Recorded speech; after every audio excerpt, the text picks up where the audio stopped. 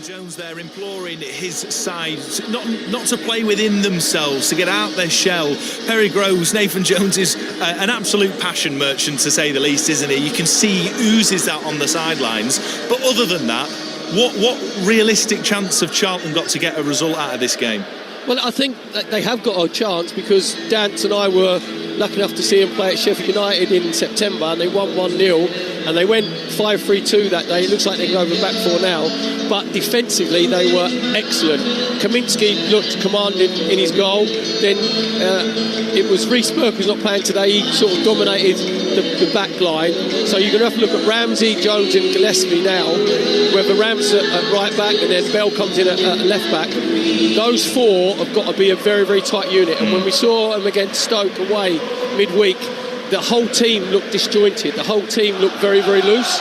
So whether they're going to go like a 4-5-1 or 5-4-1 today, the distances between the back 5 or back 4 and the midfield 4 or midfield 5 have got to be very, very tight. But then with Olafay up front, they've got to be brave enough to go and join in. He's got to hold it up. He's got to be nice and physical. So it's about winning your individual battles, but it's about having that synchronicity between, you know, the two and the 3 different sections within that team. And lately Charlton haven't had that. If you look at the last 3 games, they've conceded 9 goals. That's more than in their previous 10, when they only conceded 7. So Nathan Jones is talking there about players doing the hard stuff, which they haven't been doing lately. Yeah, and look, one thing that I think is certainly an interesting story, you can read about this on the Talksport website. Charlton have signed or brought into their squad, amid this injury crisis, free agent defender Jerome Roussillon from Union Berlin. He's got Champions League experience. He was part of that squad that amazingly qualified for European football. That can only be a good thing, can't it, for the players on the pitch today, knowing that they've got somebody else coming in, competing for places, etc. Well, yeah, as long as the player coming in's attitude is spot on, which you'd expect with, you know, the experience that he has, that's going to be the case. You hope that he's going to be a good communicator, you know, and take responsibility. And then if you're looking at, you know, the position that he plays, that the other players in those positions then think, right, he's not going to take my place. So, you know, it can only be a good thing. And knowing Nathan Jones, he'd have, you know, done his due diligence with his recruitment staff, you know, about the character of the player. That is the most important thing. Yeah, absolutely. Thank you, Perry. Right, I mean, you can hear the players are entering the pitch. The atmosphere, as ever at the CBS this season under Lampard, is absolutely raucous already. So time now to hand over to our commentary team, Ian Dant. Thanks, Max, and a very good afternoon to you, wherever and however you're listening to Talksport 2, as we pitched up once again at the home of the Championship's runaway leaders. With 10 wins in 11, Coventry City pulling clear of the chasing pack. A 10-point gap at the start of the day could conceivably become a 13-point gap after Stoke lost earlier live on Talksport 2. And if Middlesbrough get beaten by Derby, that's exactly what we'll have. They welcome a side here in Charlton who've never won at the CBS Arena. The promoted Addicts have had a pretty creditable start to life back at Championship level, but 3 straight defeats with 9 goals conceded has dealt a blow to the early positivity in South London, although Charlton are only 4 points off a playoff place despite that run of form. Coventry are potentially hampered by their 2 top scorers both being out today. Brandon Thomas-Asante picked up a hamstring injury in the dramatic 4-2 win at Middlesbrough that we brought you on Tuesday here on Talksport 2, whilst American centre-forward Haji Wright has a hip problem. That's no problem for Frank Lampard, though. He just brings in Ellis Sims, who probably scores 3 in his last 2 games. Sims leads the line that shows 2 changes from that win at Borough. Jack Rodoni comes in for his first start since September, in for Sakamoto, picked up a concussion injury at Borough, and Ephraim Mason-Clark, who came on as a sub for Thomas Asante, is the other player coming in. Former Sky Blue Matty Godden still hasn't featured yet this season for Charlton due to a knee injury and won't face his old club today either. Nathan Jones does bring Amari Bell back from injury though, and also recalls Harvey Hibbs and Isaac Olafay to the starting lineup. Berry, Doherty and Leeburn are those left out from the team that lost 3-0 at Stoke. So for Coventry, they line up with Rushworth in goal, Van Eyck, Thomas, Kitching and De Silva in a back 4, Torp and Grimes holding in midfield, and then Eccles, Rodoni and Mason-Clark behind Sims. For Charlton, Kaminsky, their keeper, looks like a back 4 of Ramsey, Jones, Gillespie and Bell. 5 across midfield, Bree, Carey, Coventry, Nibbs and Campbell behind Olafay in attack. Our referee today is David Webb from Lancashire. He's given 31 yellows and 2 reds so far this season in his Championship and EFL Cup games, and it's Charlton who get us underway, and they are kicking from left to right as we look in our position in the west stand. We're about 20 rows up from pitch level where the press box sits at Coventry City, and Charlton in their home kit of red shirts and socks with white shorts. They're attacking the south stand then, where their supporters have travelled in great numbers up from South London. Coventry in all sky blue, heading for the north stand to our left. It's a dry, crisp, clear afternoon, not many clouds in the sky above us. Sky blue for the Sky Blues. Perry Groves. See what you did there. Well, I'm trying to do what you do. Very good. Just looking at both teams, Dance, we said like Charlton, they have gone in a flat back four with Ramsey at right back, Jones, Gillespie and Bell at left back, and from Coventry City's point of view, they're the 4-2-3-1. Eccles in the 10, Rudoni on the right hand side and Mason Clark on the left hand side behind Ellis Sims up front. Grimes just shy of the halfway line for Coventry, plays the ball down the left side, looking to get Mason Clark away, but Kane Ramsey slides in and puts it out of play. So it'll be a throw-in to Coventry City, midway point of the Charlton half of the field, right in front of our commentary position. In fact, Jay Da Silva just looking for an option, throws it in short to Grimes, who gives it back to Da Silva. Grimes will go back into his own half for Liam Kitching, who scored 2 goals up at the Riverside, as well as Ellis Sims did in that 4-2 win at Middlesbrough. Very important win that established that 10-point gap that Coventry have at the top of the table. I'll keep you in touch with goals going in elsewhere this afternoon. We've had 3 away wins already in the Championship today for Sheffield United, Bristol City and Hull City, with that dramatic late winner for Joe Gelhardt that Joe Shannon and Courtney Sweetman-Kirk brought you a little earlier. And Swansea have already taken the lead at West Brom. Zanvi Potnik gives the Swans the lead at the Hawthorns. Lost their last 4, Swansea, but they lead at the Hawthorns, just up the road from here. Rudoni in the centre circle for Coventry, loses out, but then it's a strong challenge to take the ball off Sonny Carey. But then Connor Coventry, against his namesake club, looks to get Isaac Alafe going down the right-hand side, and he's adjudged to have fouled Liam Kitching. And so Coventry have a free kick inside their own penalty area. Couple of minutes gone on Talksport 2, it's 0-0. How many times are we going to say Coventry just trying to play the ball inside the back 4 of Coventry? Yeah, I'm going to try and leave it as much as I can. But to be fair to Coventry, the player, it was a great little ball into Olafe, and he's just committed an unnecessary foul. Dan, she said there, Kitchen was actually facing his own byline, and he's just nudged him and given the foul and got him out of trouble.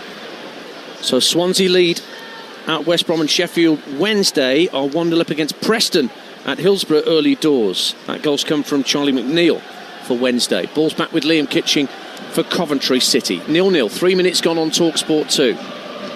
Dance's a good little battle that's already transpiring in the centre. We said that Eccles will be obviously playing in the 10 position behind Sims, so it just looks like Coventry, the player, is the one who's been designated to go basically man for man. So when Coventry in possession, they're trying to obviously plan out from the back. The 2 fullbacks, Da Silva and Evike, are splitting, and Coventry is just latching on to Eccles wherever he goes. Coventry looking to release Milan Van Eyck down the right-hand side. The ball's going to kept in play. Is it by Van Eyck? Well, he can't get the cross in, but he prevents a goal kick, just puts it out of play for a throw. I mentioned earlier that Middlesbrough losing would hand Coventry the opportunity to go 13 points clear. Well, they are losing. Derby are already a goal to the good. Aguimang with the goal for Derby up at the Riverside. Middlesbrough 0, Derby 1. So lots of early goals around in the Championship in the 3 o'clocks this afternoon. Derby won 6 of the last 7 in the Championship and won the last 3 on the trot away, so in red hot form. Yeah, John Eustace will not have enjoyed losing to his old club Watford with that dramatic late Edo Kayembe header. But generally speaking, as Perry rightly says, Derby are in excellent form. No goals in the 3 o'clocks in League 1, League 2. In the Premier League, Manchester City took the lead in the first minute through Phil Foden against Leeds United. That's the first goal in the 3 o'clock games in the top flight. Brentford, Burnley and Sunderland, Bournemouth. The others kicking off at 3 o'clock. Don't forget, we've got the London Derby live on Talksport tonight between Spurs and Fulham. That's an 8 o'clock kickoff And our build-up starts at 7:30 after the game day phone-in over on Talksport. Ellis Sims giving chase down the Coventry right, but it's headed away by Gillespie for Charlton. Drops on the halfway line for Torp. Now it's played through for Jack Redoni, getting involved for the first time since September in the starting line. It's had a couple of substitute appearances since returning from injury. Sims tries to lay it off to Redoni, but it'll break for Connor Coventry, who looks up and spots the run of Tyrese Campbell. He's playing it out to the left-hand side, and it should reach the Charlton number 7, and does, but he's well marshalled out of play. Just a little nudge from Milan van Ewijk to let the ball go out of play before Campbell could get control of it, and Coventry have a throw, 0-0. Yeah, van Ewijk, very cute there. And he's going forward now, as they've taken a very quick short throw down that far right-hand side, with Coventry attacking the north stand to our left. Redoni forced back towards halfway. It's credit to Frank Lampard and to the players that Redoni has not been as missed as much as everyone thought he would be when he was injured at the back end of September. Here is Liam Kitching in the centre circle. Plays the ball left, and it's worked out to De Silva. Now Eccles, who's just in front of the back four on the halfway line, lays it back off to Liam Kitching once again. Ball played into the feet of Redoni, who's come quite central for the moment. Back it goes to Liam Kitching once again. Lots of movement up ahead of him from Sky Blue shirts. They're very fluid in their movement. The three behind Sims. See Redoni just coming off the right-hand side. Now he's out wide on this left. And then you have Mason Clark just going on to the inside left position. So they're causing Charlton a few problems at the moment, Coventry, just with their movement. Sims, full of confidence at the moment, lays it back to Mason Clark, level with the 18-yard line, down this left-hand side for Coventry City. Plays the ball strongly in field for Redoni. Tries to give it back to Mason Clark on the burst, but that's well marshalled by Lloyd Jones and by Kane Ramsey, just to let the ball drift behind. So Charlton Athletic have a goal kick away to our left-hand side. 7 minutes gone on Talksport 2. Coventry 0, Charlton 0. These two sides haven't met since the League One campaign they were in 2018-19. Coventry won both of those games 2-1. Coventry are the only unbeaten side at home in the Championship this season. In fact, it's only Bolton, Bromley and Chesterfield that can boast that elsewhere in the EFL. Kaminski's goal kick downfield, looking for James Bree, comfortably headed clear by Kitching, and Lloyd Jones, the Charlton skipper, couldn't control the ball on this near touchline, so it's another throw to Coventry. Yeah, Frank Lampard will be pleased with the way that Coventry started, Dance. Obviously, they're moving the ball around very, very quickly. The two in midfield are really interesting because Grimes, the captain, he's the one who drops deep, goes in between Thomas and Kitchen, the two centre halves of Coventry, to try and get them ticking along. And that just allows Torp just to get that little bit further forward. Charlton are just trying to get out of their own half at the moment, and it's not quite happening for them. Coventry dominating possession. Bournemouth lead at Sunderland in the Premier League. Amin Adil puts Bournemouth ahead at the Stadium of Light. Redoni lays it back to Bobby Thomas, the Coventry centre-half, just in front of the halfway line. Strokes it back out to Redoni on the right-hand side, faced up by Campbell. So he goes back for Bobby Thomas once again. Thomas strides forward a few paces, lays it out to the right wing for Milan van Ewijk. Redoni takes over, gives it back to the Dutchman. Redoni's gone again, down the right-hand side, whips over a cross. Sims gets the header goalwards, not a great deal of power in it, and a comfortable enough save for Thomas Kaminski, but good build-up play from Coventry City, 0-0. Really good down that right-hand side. Van Ewijk just getting the ball, releasing Redoni down the touchline, and Redoni's left foot, and you think he's going to come back on his left foot. He doesn't. He just swings across him with his right foot. Sims does really well, just pulls away, middle of goal, gets his header. Couldn't quite get enough power on it in the end. Easy save for Kaminski, low down to his right-hand side. Doncaster 1, Peterborough 0 in League One. That's Jordan Gibson for Donny, and Kyle Dempsey's just given Bolton the lead at Luton. 6 unbeaten Bolton, and they're 1-0 up at Kenilworth Road in League One. Swindon lead at Chesterfield in League Two. Finley Munro, Swindon 5 unbeaten, vying with Walsall for top spot just lately. Here's Jay De Silva for Coventry City as the Sky Blue shirts come forward again in these early stages. We've played 9.5 minutes. The ball down the left-hand side from Eccles is overhit, intended for Mason Clark, but he was never going to catch that up. It's gone behind for a goal kick to Charlton. 3 straight defeats for the Addicts after a 5-game unbeaten run before that. They are only 4 points behind Preston at the start of play in the final playoff spot. Their away record is It's okay. They've won 2 and drawn 3 of their 9 away games. They won at Sheffield United. Me and Perry were there at Bramall Lane when they did it, and they won convincingly at Ipswich as well early in the season, 3-0. Well, I think from Nathan Jones's point of view, the Charlton manager, he'll be wanting to get through the first 20 minutes without conceding a goal. Because the last 2 Championship away games, they've been 2-0 down against Stoke. Coventry fan very nearly stacked it right in front of us as the ball went out of play. He eagerly rushed to the steps to go and receive it, and nearly lost his footing on the steps and tumbled headlong down them. To be fair, I think he's got to have a better touch, bringing it into his body and keep possession a bit better than what he's done. Ephraim Mason-Clark finds De Silva in the area. De Silva trying to make room for a shot. Breaks at the edge of the area for Torp, and he gets underneath the shot and lifts it over the crossbar. And Charlton have a goal kick, 0-0. Yeah, good play from De Silva, just coming with that left-back position into the inside left position. Just overran it a little bit, come out to Torp. Should be getting his knee over the top of the ball, at least hitting the target. Sends it high, wide and Hampson over Kaminski's crossbar. Colchester 1, Cheltenham 0 in League 2. Kyrese Lisby gets his 7th of the season. Colchester 3 straight wins before today. Do you want my name stat of the day? You've got one, have you? Cheltenham only scored 14 goals in league this season, fewest since promotion in 1999-2000 season, when only got 13. So looking good for the U's. Well, you would say that. Shrewsbury lead against Gillingham as well in League 2. George Lloyd puts the Shrews in front against Gillingham, who one win in 11. Of course, Gareth Ainsworth went off to have some very important surgery, and since, I know he's back, but whilst he was away, completely lost their way. Norwich 1, QPR 1, 2 very quick goals at Carrow Road. Emiliano Moncondes gave Norwich the lead, but Roman Burrell's got another for QPR to bring them back level. And Preston have equalised at Sheffield Wednesday. That's 1-1. Ben Whiteman. Swansea 2-0 up at West Brom. Ethan Galbraith with the second for the Swans. Goals flying in the Championship. Ryan Mason will be moaning again about the fixture list. Drops in the area for Tyrese Campbell as Charlton get their first major attack. Nibbs puts it away. Harvey Nibbs back in the Charlton side today and quickly back amongst the goals. And once again, Coventry go behind at the CBS Arena. And Charlton, who'd barely got anywhere near the Coventry City penalty area, send a free kick into the box. It bubbles around. Tyrese Campbell can't get hold of it, but Harvey Nibbs could. It's Coventry 0, Charlton Athletic 1. Dance, that is his Nibbs. Harvey Nibbs on the spot. It's a long free kick coming from the halfway line from Kaminski.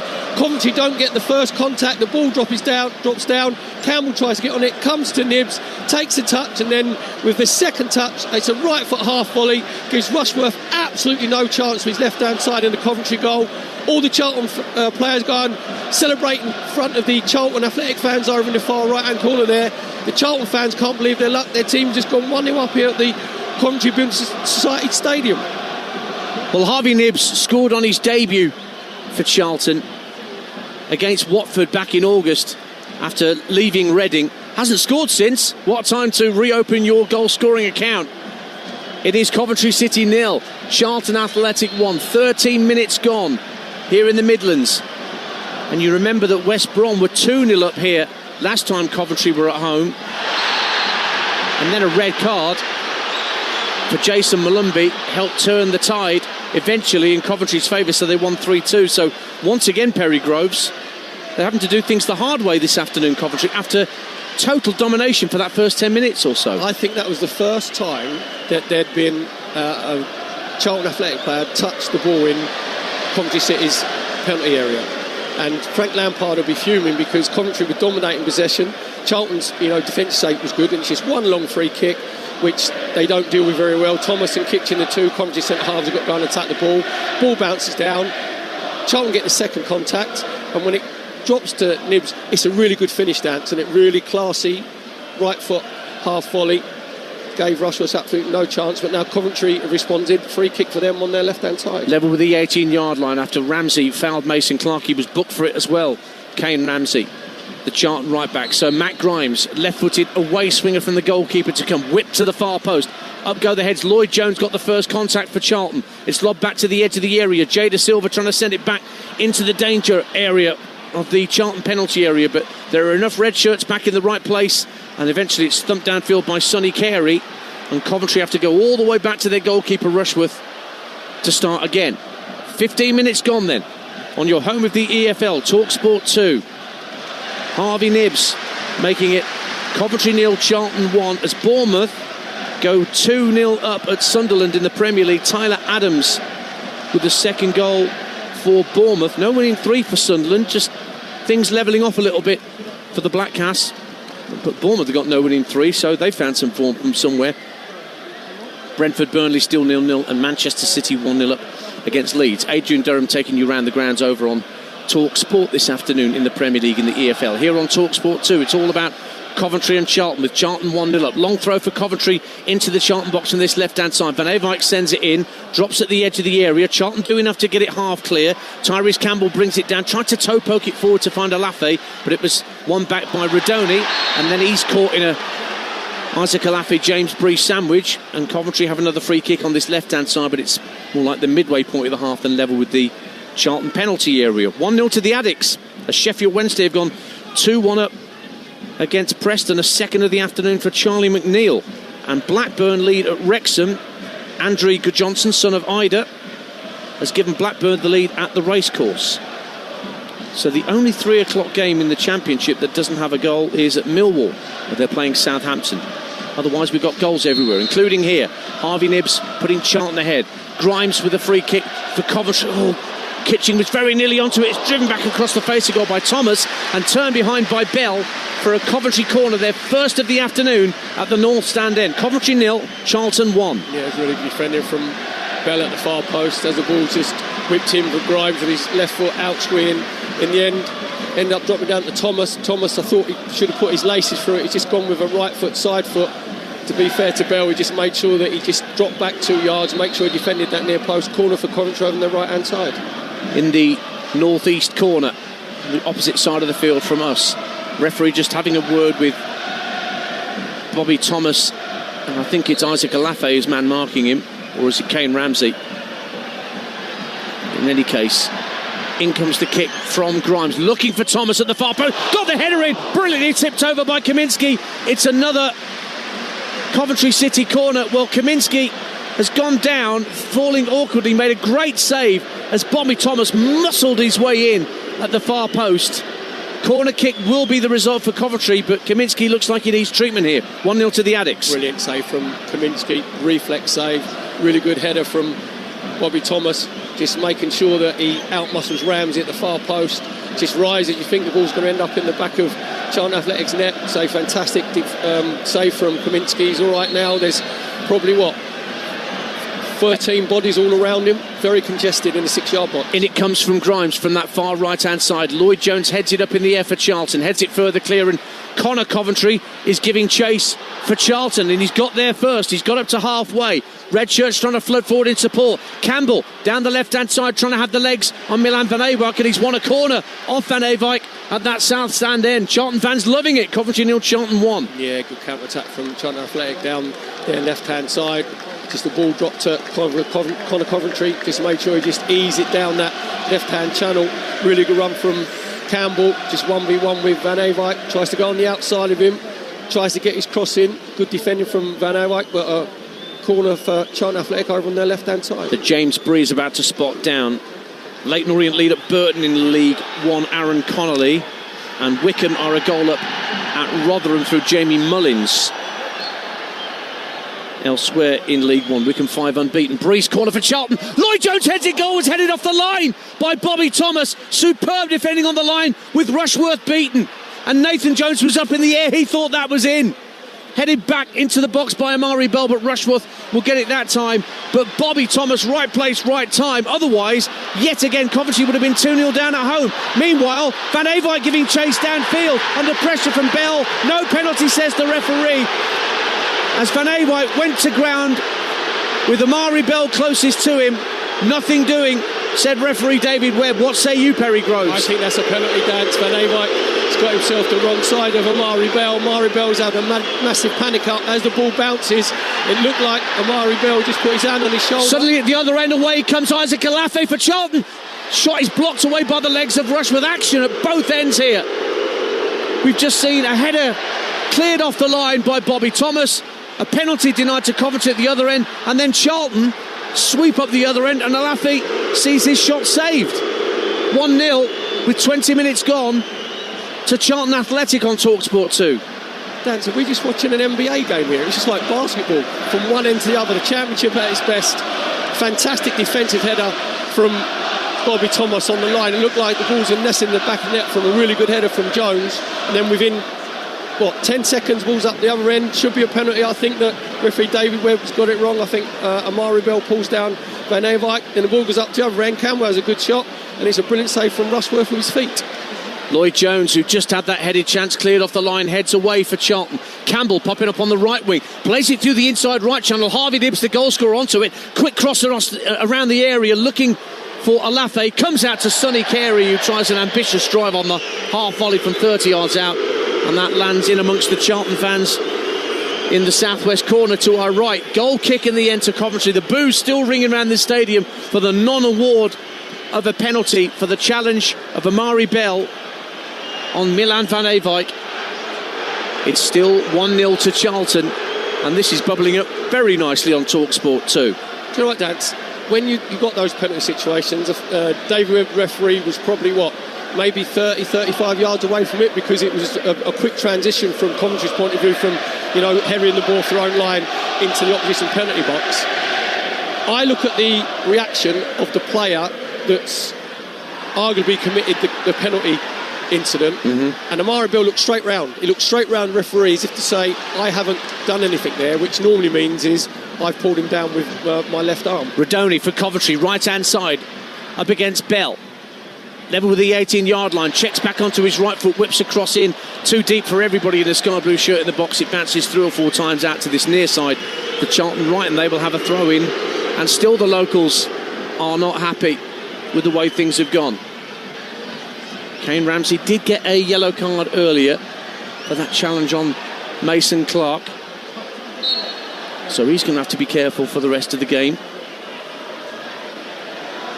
Charlton have used such a variety of different formations this season. I'm glad on some occasions that you get to see the warm-up so you can see what they're going to do. We knew they were going to play with a 4 this afternoon, and now Tyrese Campbell scampering away down the left-hand side for the Addicts. Gets into the area left-hand side, drives it across the face of goal, and so close to a tap-in for Isaac Alafi right in front. Just couldn't stretch his leg out quite enough to get contact, and instead it goes behind for a Coventry goal kick. But on the break, Charlton look lethal. They lead 1-0. We said they've got to be brave in transition. That's exactly what they are. Again, it's Campbell on that left-hand side, 1v1 with Van Eyck, goes on the outside of him, gets his left foot away, left shot away, and it looks like he might nestle in Rushworth's bottom left-hand corner. Then Alafe's coming, sliding in, just needs probably, a size 11 boot instead of a size 9. Then he just taps it into the back of an empty net.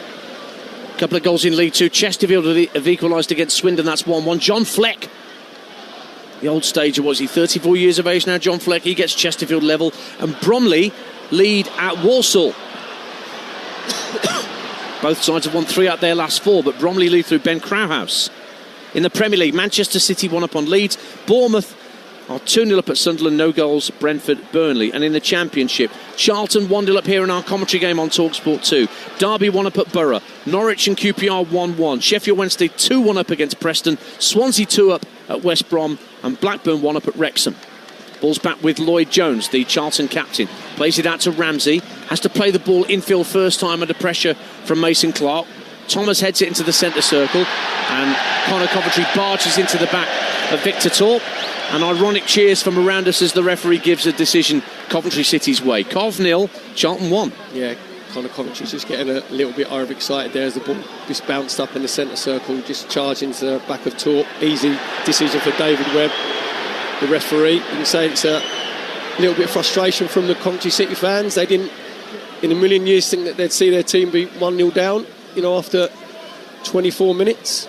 And you have to say, Dance, it's all credit to Charlton because they defended really well. Coventry's movement is very, very good. For Rodoni coming in from the right-hand side into central positions, and then Eccles come out to his left-hand side. But their defensive shape has been good, Charlton, and they've been very, very good on the counter-attack, especially Campbell on that left-hand side.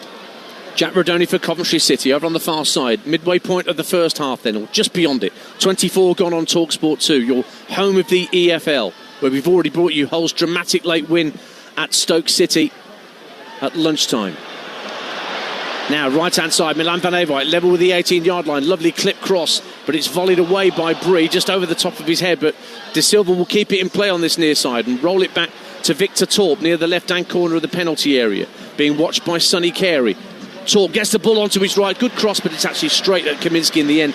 Nobody running across the line of sight of the goalkeeper.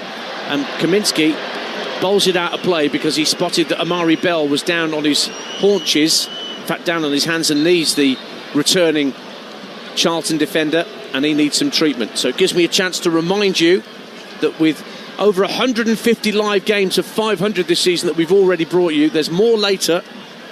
After the game day phone-in on Talksport, we'll be off to the Tottenham Hotspur Stadium for exclusive national radio commentary of Spurs against Fulham. And then tomorrow at noon in the Premier League, Crystal Palace against Manchester United, also exclusive. And then Perry will be joining Sam Matterface and the team from 2 till 6 on Talksport for Game Day Live, including regular updates on the big one, Chelsea against Arsenal at the Bridge. And then Monday night, back in the EFL, Birmingham City against Watford, the Troy Deeney derby, and that's why we've sent Troy to St Andrews to join Nigel Adderley for that one. Our coverage starts at 7 Monday night with kick-off at 8. Bradford City are 1-0 up against Exeter in League One. By the way, we've got all 10 exclusive commentaries of the Premier League games in midweek next week, Tuesday, Wednesday, Thursday, whether it's on Talksport, Talksport 2, or on the Talksport app. Every Premier League game in midweek is exclusively live with us and no one else. So, for example, Fulham against Manchester City, Talksport 2 Tuesday night. Talksport's got Newcastle against Spurs. Bournemouth against Everton is on the app. And then Wednesday you've got Arsenal against Brentford on Talksport. And then 4 games on the app. Bradford, Villa, Burnley, Palace, Wolves, Forest and Leeds, Chelsea and Liverpool against Sunderland. That's on Talksport 2 before Manchester United, West Ham on Thursday. All exclusive to us. Now, you've missed none of the action here whilst I've been telling you what's coming up, because Amari Bell, I think his race is run here. He's only just come back into the team, Perry Groves, but the way he's walking, he's not walking with any pace at all. Don't say it. I'm not saying it. Hesitantly. Yes, he's not going to surely continue. He's been led round the side of the pitch. He's not going to be able to continue. He's only just back after a month out, and looks like his race is run. Doncaster 2-0 up on Peterborough, another for Jordan Gibson up there in South Yorkshire. And we're going to have to hurry up with making the change. Yeah, Nathan Jones, the Charlton manager, is not very happy, because obviously the players that are warming up can see that, as you said, Amari Bell's race is run. He's just walking round the corner flag, making his way to the technical area. I'm guessing Joe Rankin-Costello might be an obvious change. I don't know, as a fullback. Depends what they want to do. We'll find out very shortly. Manchester City are 2-0 up against Leeds in the Premier League. Josko Gvardiol, the rare goal for the Croatian, to add to Phil Foden's first minute goal. Manchester City 2, Leeds 0. Bournemouth 2 up at Sunderland. Brentford and Burnley still goalless in the Premier League. Here's Jay De Silva. Coventry have a man advantage just for a moment. Sent in from the left-hand side. Eccles flew in bravely for a diving header, but equally brave to get it away was Lloyd Jones. And now Alafe trying to get clear on the Charlton right, but he's lost out to Grimes, who's driving forward, tries to play a cross in, but he's got not enough whip on that cross, and it goes sailing over Kaminski's crossbar for a goal kick. And this may well allow the chance for the change to be made. And they're going to bring on an attack at Miles Leeburn, son of Carl Leeburn, who was one of the players dropped today. He's going to come on for Bell, so there will be a change in system. So Bree will go to right back, Ramsey's gone across to left back, and Carl Leeburn's son Miles Leeburn is on wearing number 11. So they're switching things around, forced to do so really, given the injury to Amari Bell. It's a shame for him, as I say, because he's only just back. Back to the full complement of 11 against 11. I think they'll still keep it as a flat back four, Dance. You said like Bree coming in as the normal right back. I've seen him play enough there for Barnsley back in the day and Aston Villa, so it's not an uncommon position for James Bree. We'll see how Kane Ramsey does over on the left hand side. Yeah, and Lafay will come out from the centre forward position out onto the wide right. It's going to be a corner, is it, for Coventry City? It is, as the ball came off Macaulay Gillespie in a contest with Ellis Sims. So Coventry get another corner away to our left-hand side. Sunderland get a goal back. Enzo Lefebvre with a penalty makes it Sunderland 1, Bournemouth 2 in the Premier League. No further goals in the Championship from what I brought you already. Leyton Orient have a second at Burton Albion in League 1. Don Ballard with that second goal. So a corner kick for Matt Grimes to whip in from the northeast corner here at the CBS Arena. And another packed 6-yard box, and the referee's having a word with Jack Redoni and Harvey Nibbs there, I think, Perry Groves. Yeah, I'm just looking, obviously, Grimes is going to whip it in swing with his left foot, and there's a mismatch at this far post with Thomas from Coventry and Ramsey. Ramsey's not even looking at the ball. And Thomas is the target. It's headed away, though, by Gillespie from that corner. And now Alafi's on his bike trying to get after the loose ball on halfway, but equally quick was Milan van Ewijk to get the ball back to Rushworth, who clears left-footed out to the right-hand side. Redoni can bring it down in a bit of space and drive in field. Tries to play a reverse ball. Mason Clark tries to get the shot away. Superb footing from Kane Ramsey to stop the shot being taken by Ephraim Mason Clark. And then Ramsey tries to release Campbell over the top down the Charlton left, but overcooks the pass. 31 minutes gone. Fascinating game in prospect. The leaders, Coventry, are trailing to Charlton Athletic through Harvey Nibbs and his early goal, and it could have been 2-0, but for a headed clearance off the line from Bobby Thomas to deny Lloyd Jones, Charlton could have been 2-0 up here. Dan, this is the Championship at its best. It is absolutely relentless. There's another good effort there from Coventry City. Redoni coming in from that right-hand side again. Reverse pass with his left foot into Mason Clark. Ramsey did brilliantly because he made sure he tracked his run, got his blocking at the near post. But I'm just thinking, if you're Coventry from their corners... As a foul goes in from Tyrese Campbell on the far side of the field against Josh Eccles. So if you're Grimes, obviously the Coventry captain, right, and you're jogging over to take the corner on Coventry's right-hand side, he's swinging left foot. Before he does it, he should go and have a word with referee David Webb and just say to him, do us a favour, just have a look at the far post where Thomas is trying to get onto my corner and Ramsey isn't even looking at the ball. Ramsey's just facing Thomas, and basically it's like a NFL, you know, when you just block, when the quarterback's got the ball and you get the defensive end just block you and don't go for the ball at all, because that is a penalty, because he's done it twice where he's actually put his arms around his waist. So just tell the referee. So what you're saying is there should be a flag on the play? Just have a look, yeah. Just flag it up, basically. I'll tell you what, this gives me a chance. With Josh Eccles receiving treatment, gives me a chance to tell you we've got a triple bill of NFL action tomorrow. We don't just throw this Talksport. together. We don't. Now, we've got a bit of oval ball action from this country first on Sunday afternoon in the Gallagher Premiership Rugby Union. Saracens against Bath. Our coverage starts at 2:45 tomorrow with Andrew McKenna and the team. And then 3 NFL games in a row to take you from Sunday tea time through to the early hours of Monday morning.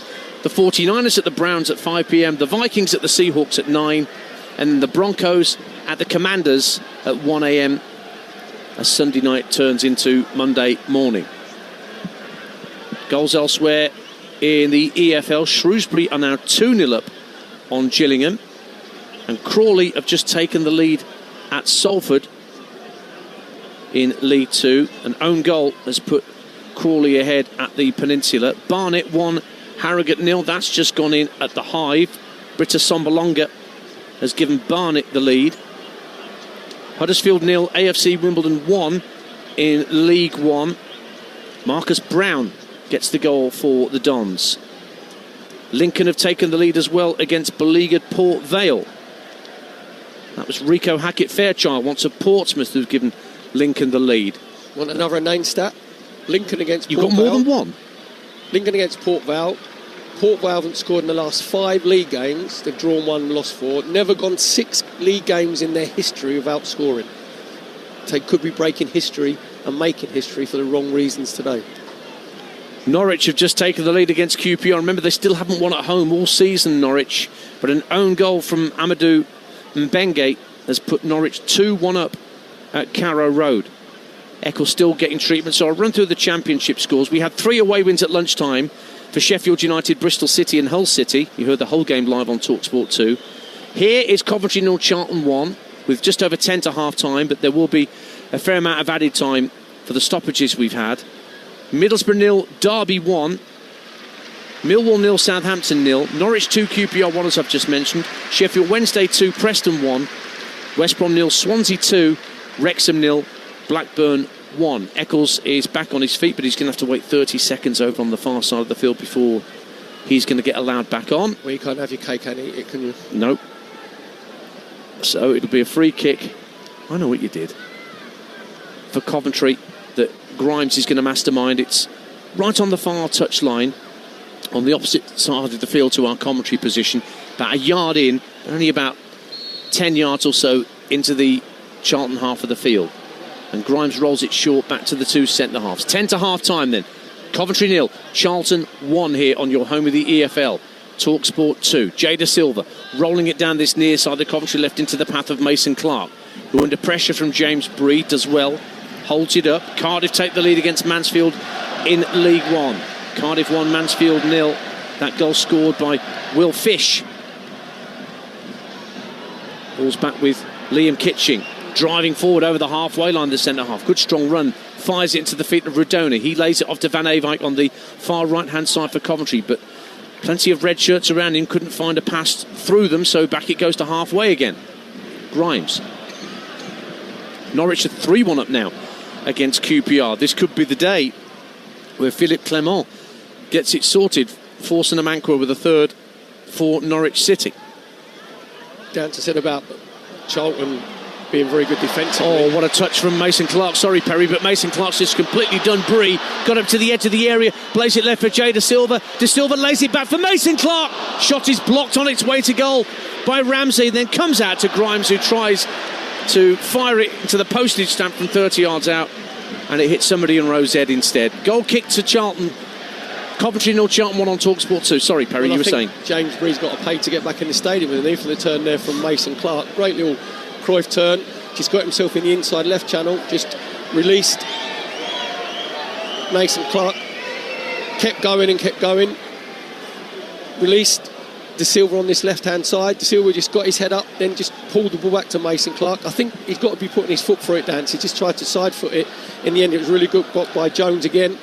So you have to say that Charlton have defended resolutely. And here they are again, Charlton, trying to come forward. Alafe stationed on this right-hand side. Lee Burns giving chase down the right-hand side of the box, trying to out-muscle Grimes. He's fouled him. He's twice the size of Matt Grimes, so it's always going to look like a foul. And that's what referee David Webb saw it as. Free kick to Coventry City. We've got 7.5 to the break on Talksport 2. If you're just tuning into EFL Game Day Live, Coventry are trailing by a goal to nil here.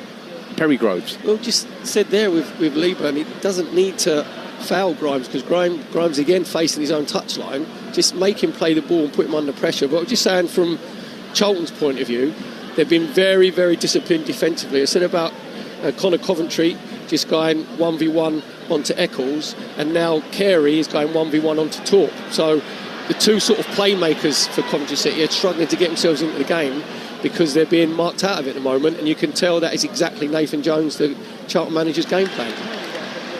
Well, Grimes was put under pressure by Harvey Nibbs, who toe-ended the ball out for a throw on this near side, the Coventry left. De Silva and Grimes exchanging passes, and Grimes works the ball back for Kitching. De Silva again on halfway, looking to scurry away from Nibbs. Good run from the left back, up to the edge of the area, flicked it to his left, trying to get Eccles into the game, but Charlton just hoofed it clear, but only as far as Kitching, who sends it out to Mason Clark on this left wing, up against Bree, goes for the dead ball line, checks back onto his right foot, lofts it into the near post. Lloyd Jones there again for Charlton to head it clear, but went straight to Jada Silva. Now Mason Clark takes over, left-hand corner of the area, looking to shape to shoot, leaves it for Eccles!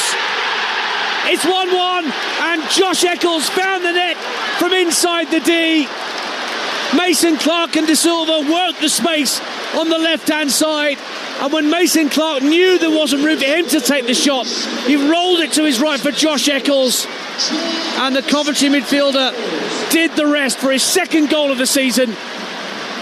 And as we edge towards half-time, the Championship leaders get themselves level. Coventry 1, Charlton 1. Dance for the line, you can have your cake and eat it. Brilliant finish from Eccles from the edge of the 18-yard box with his right foot. Gave Kaminsky absolutely no chance low down to his left. But as you said, Dance, it was brilliant build-up play on this left-hand side with De Silva and Mason Clark, little give and go, comes back to Mason Clark, looks like he's getting it with his right foot, just rolls it along the edge of the 18-yard box.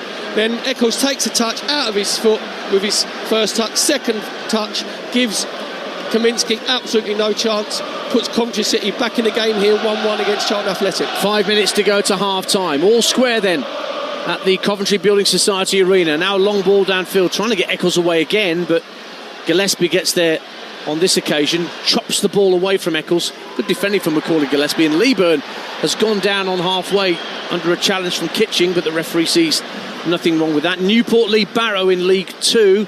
Christian Fuchs just gone in there, and the goal has gone in from Driscoll Glennon 6 minutes from half-time after 4 straight defeats for the Exiles. Here come Coventry, tails up.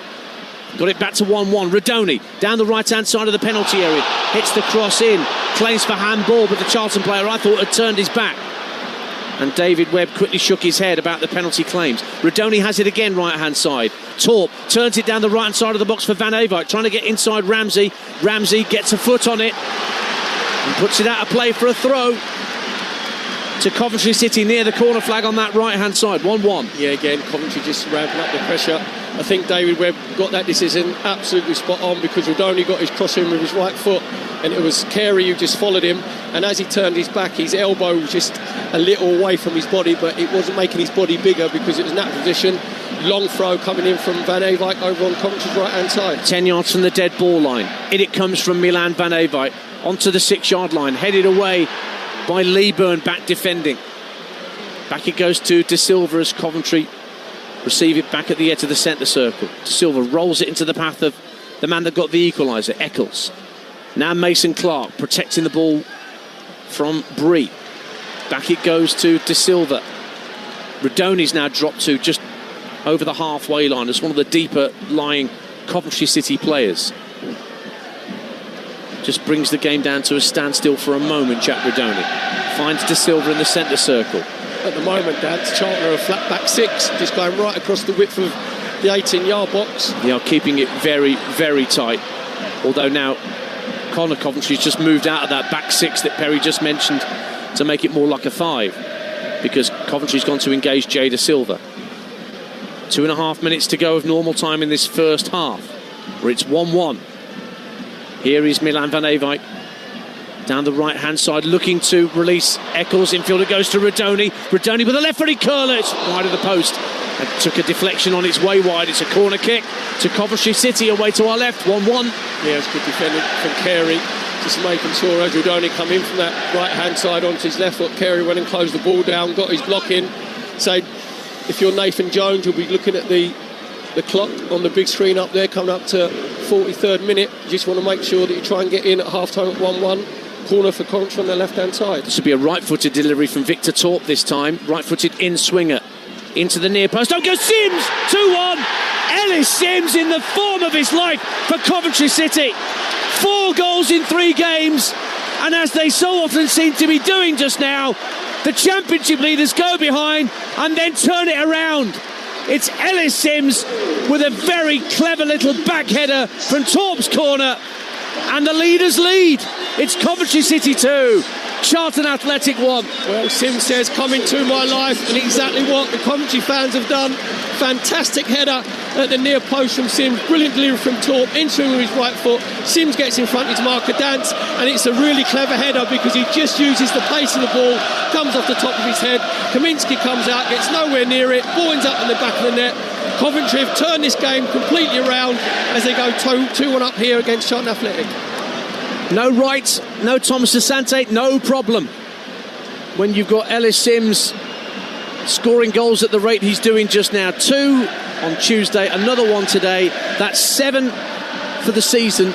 That's the same total he got in the whole of last season for Coventry City, Ellis Sims. And Charlton Athletic find themselves behind as Coventry City exert their authority here in the EFL once again. 30 seconds of normal time to go, and Perry was only saying a moment or so back that Nathan Jones would have been looking at that stadium clock and willing it to go past 45 minutes. Here's Tyrese Campbell. right-hand side, gets across it over the head of Alafe. Carey will be able to pick it up left-hand side for Charlton, trying to respond here, having led and now gone behind. Carey with an attempted cross, blocked at source by Redoni. Gillespie hooks it forward, volley clear for Coventry by Torp. We're going into 8 minutes of minimum stoppage time at the end of this first half. For the stoppages that we've had, the injuries that have seen Amari Bell go off and Josh Eccles down injured for a good while, that's why we've got 8 minutes of added time here. So it would have been even longer for Nathan Jones to have to see it out at 1-1. Do you know what's been impressive? It's been a really good first half, Dan. Charlton have played their part in this because they've been brave themselves going forward. But when Coventry went 1-0 down from Nibbs' goal, Coventry didn't blink. They didn't panic, did they? It didn't go quiet here in the Coventry building site. Coventry Building Society Arena. Got it. Just call it CBS. Yeah, that's easy. Yeah. And there was no negativity, was there? The atmosphere got ramped up, because there's positivity. Then that transmits itself onto the players, and the Coventry players all took responsibility. I talk about Torp and obviously Grimes playing that midfield area, Redoni coming in from that right-hand side. And you have to say, just about on the balance of play, Coventry probably deserved to go in slightly in front, which they're going to do at 2-1. Crossfield ball from Thomas, looking to pick out Mason Clark, but that's a good header down from Bree.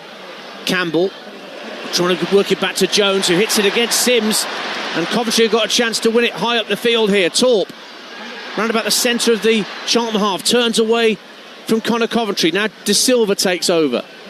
Good little ball nicked infield for Eccles. Eccles has got room to maybe take a drive. It blocked on the 6-yard line by Lloyd Jones, and then Campbell at the second attempt can get it clear for Charlton, out of play for a throw.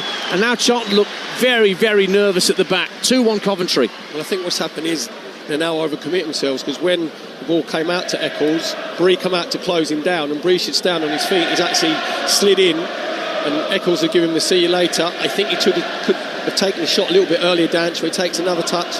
That enables the next Charlton defender to come out and get the block in.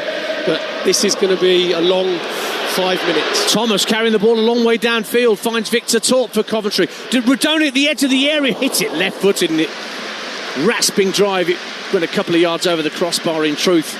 But the fans love to see that as Redoni stomped his way towards the ball and let fly. But it's a goal kick to Charlton, 2-1 Coventry on Talksport 2. Redoni's one of them players, Dan, says every time he gets the ball, you expect something to happen. You feel the sort of sense of anticipation, excitement in the Coventry City fans, because he's got a very cultured left foot, maybe just got underneath it there and smashed it over Kaminski's crossbar. But he's a very easy on the eye player. He's got good balance. You say it's his first game since September the 20th, yeah. But from the start, he's had a couple of sub appearances in recent weeks. He was a sub on Tuesday. It's a heavy challenge from Connor Coventry on Jay De Silva. So a free kick to Coventry. We played 3 minutes of the 8 that have been added on in this first half at the CBS Arena. Manchester City still 2-0 up against Leeds in the Premier League. Bournemouth 2-1 up at Sunderland. No goals, Brentford, Burnley. And there are no further goals to what I've told you about in the Championship.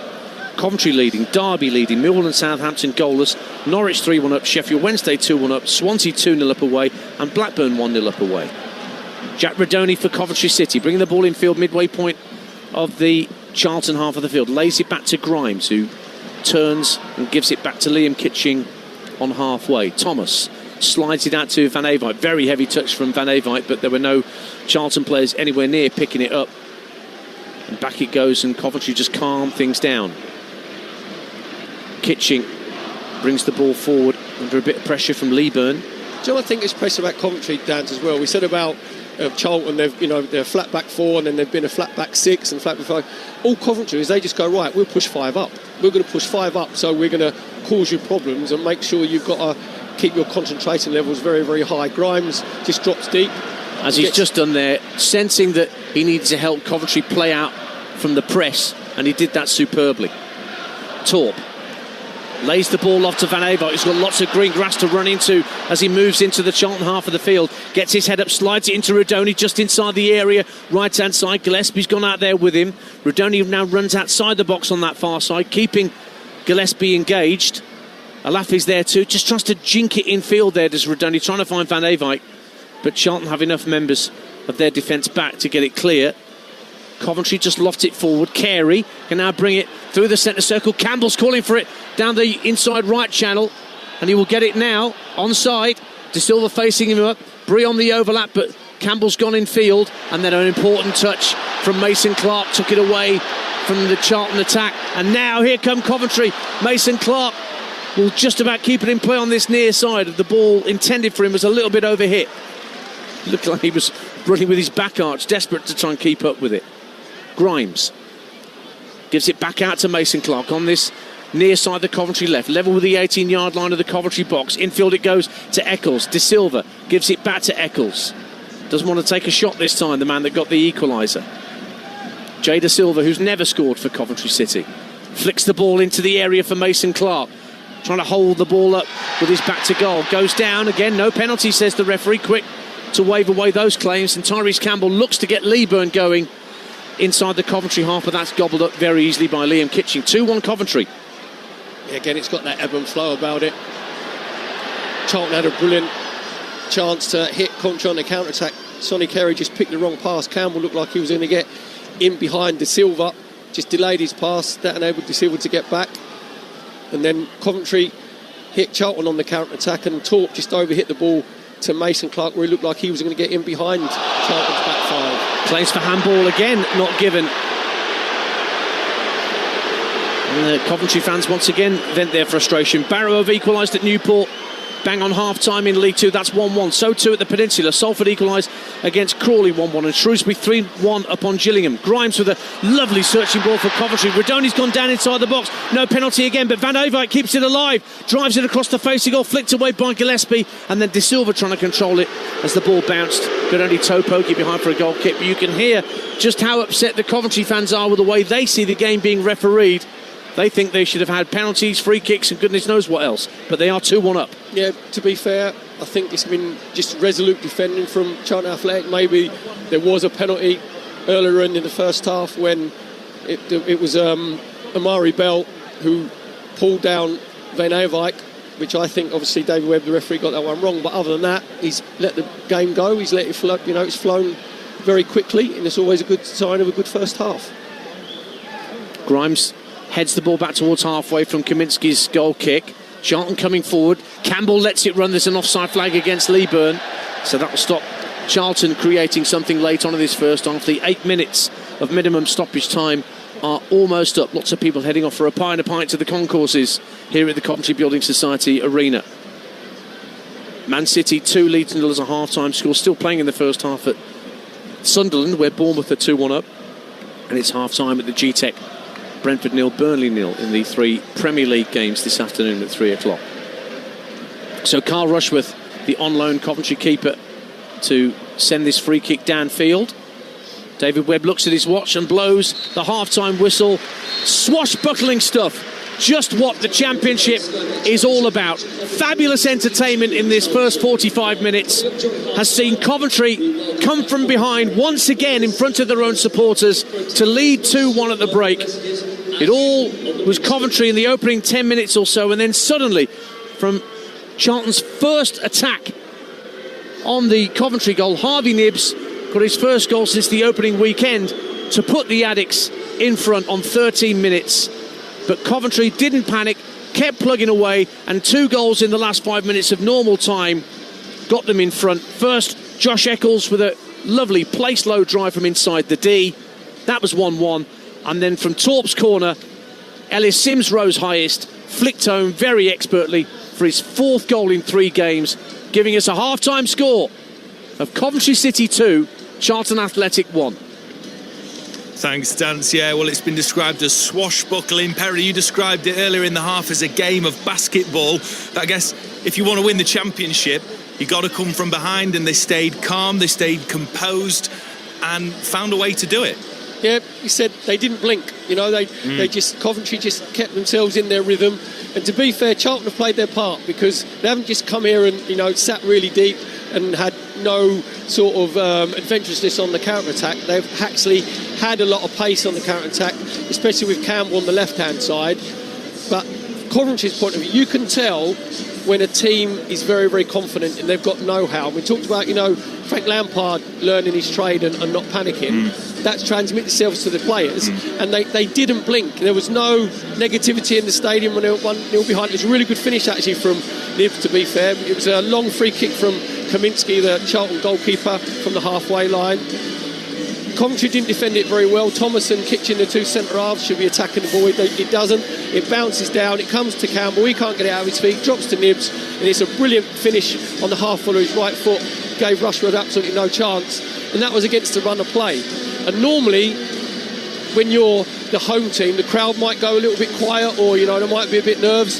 The crowd actually ramped up. The Coventry supporters got behind their team, and they actually stepped it up a gear.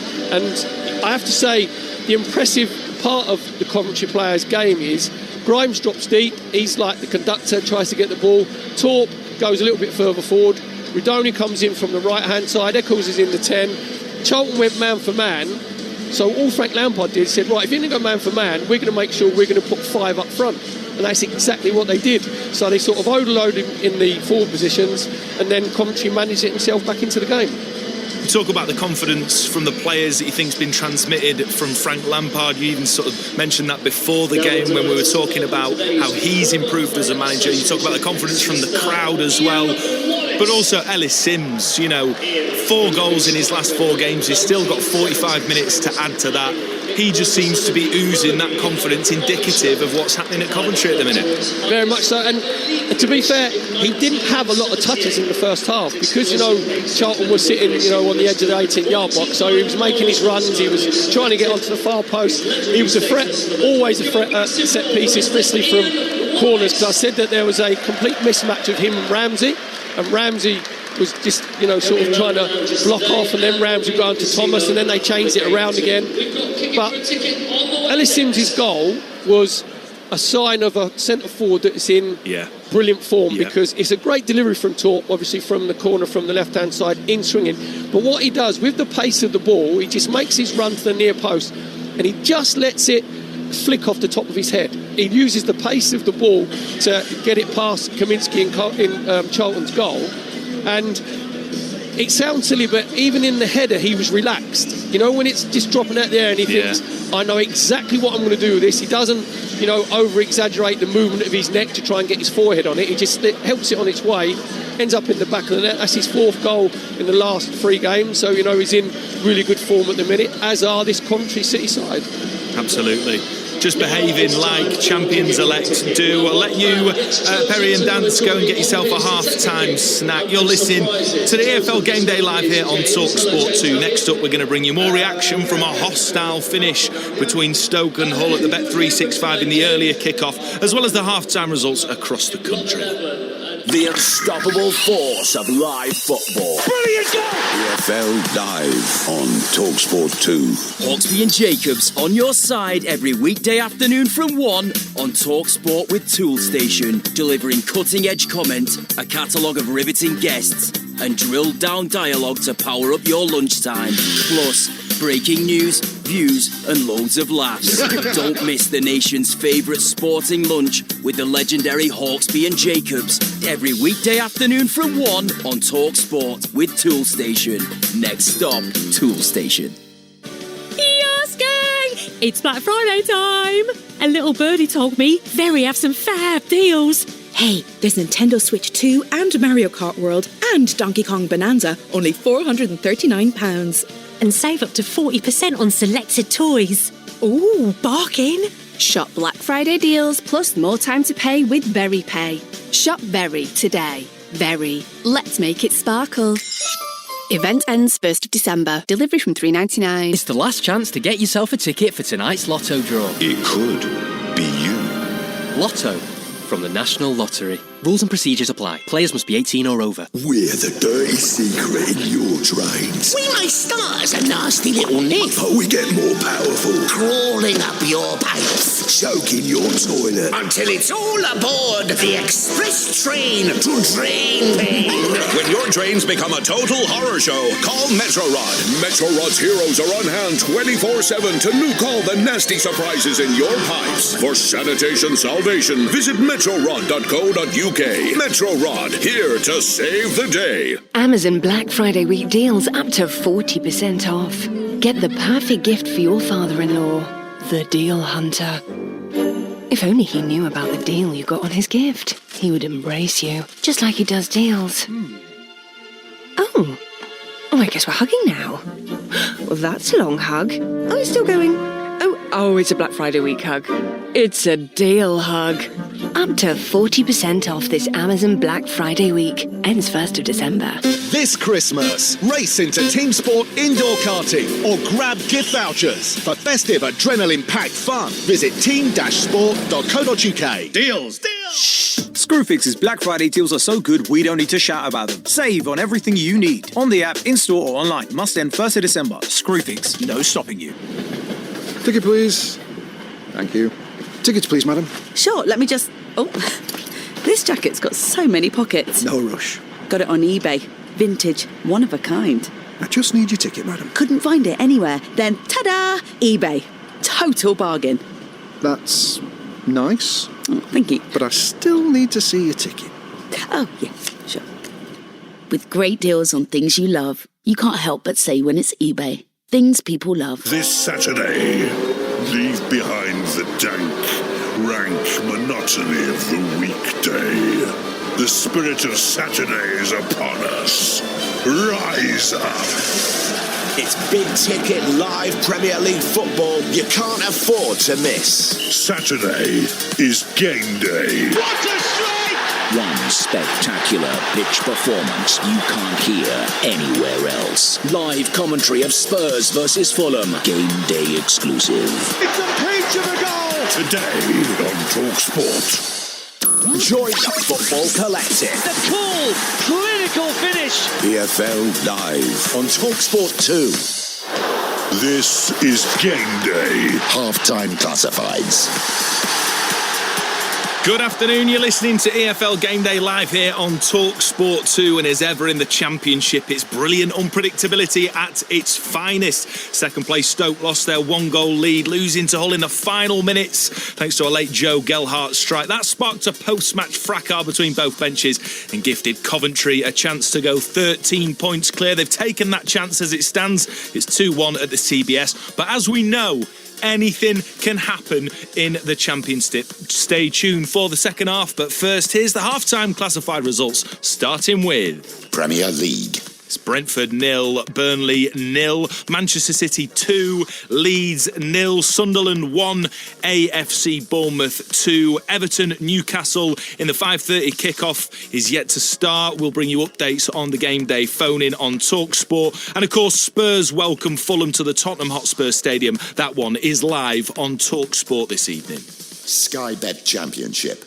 Leicester 2, Sheffield United 3, Portsmouth 0, Bristol City 1, Stoke City, as we heard on the EFL Game Day exclusive in the early kickoff, Stoke City 1, Hull City 2. It's currently Coventry City 2, Charlton Athletic 1, Middlesbrough 0, Derby County 1, Millwall Southampton goalless at half-time, Norwich City 3, Queen's Park Rangers 1, Strugglers Sheffield Wednesday 2, Preston North End 1, West Bromwich Albion 0, Swansea City 2, and Wrexham 0, Blackburn Rovers 1. Sky Bet League 2.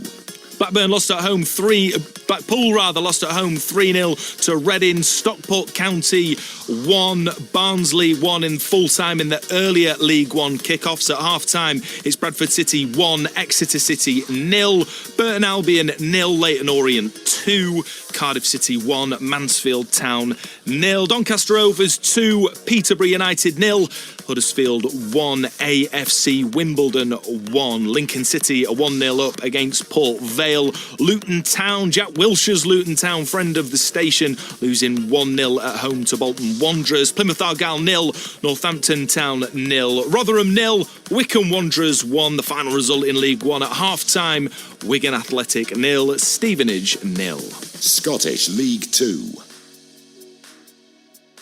This is the Sky Bet League 2. Accrington Stanley beat Oldham Athletic in the early kickoff, as did MK Dons beating Fleetwood Town 2-1. It's half-time, Barnet 1, Harrogate Town 0, Bristol Rovers 0, Notts County 0, Cambridge United 0, Crewe Alexandra 0, Chesterfield 1-1 at home to Swindon Town, Colchester United 1, Cheltenham Town 0, Newport 1, Barrow 1, Salford City 1, Crawley Town 1, Shrewsbury Town 3, Gillingham 1 and Walsall 0, Bromley 1.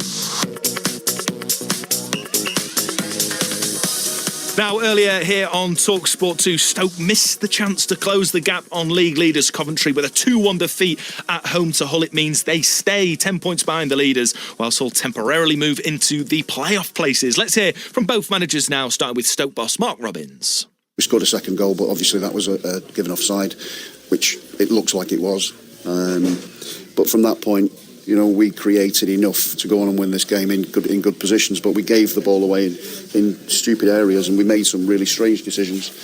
Not enough detail on a pass, or ridiculous. Some ridiculous decisions which gave them opportunities to go and score, and that was one at the end where we give the game away. You know, and it's been probably 2 Saturdays in a row where we've given the game away. You can't keep doing that. In half-time, we had one good speech that if we will continue to play like this in the first half, that we can go home immediately.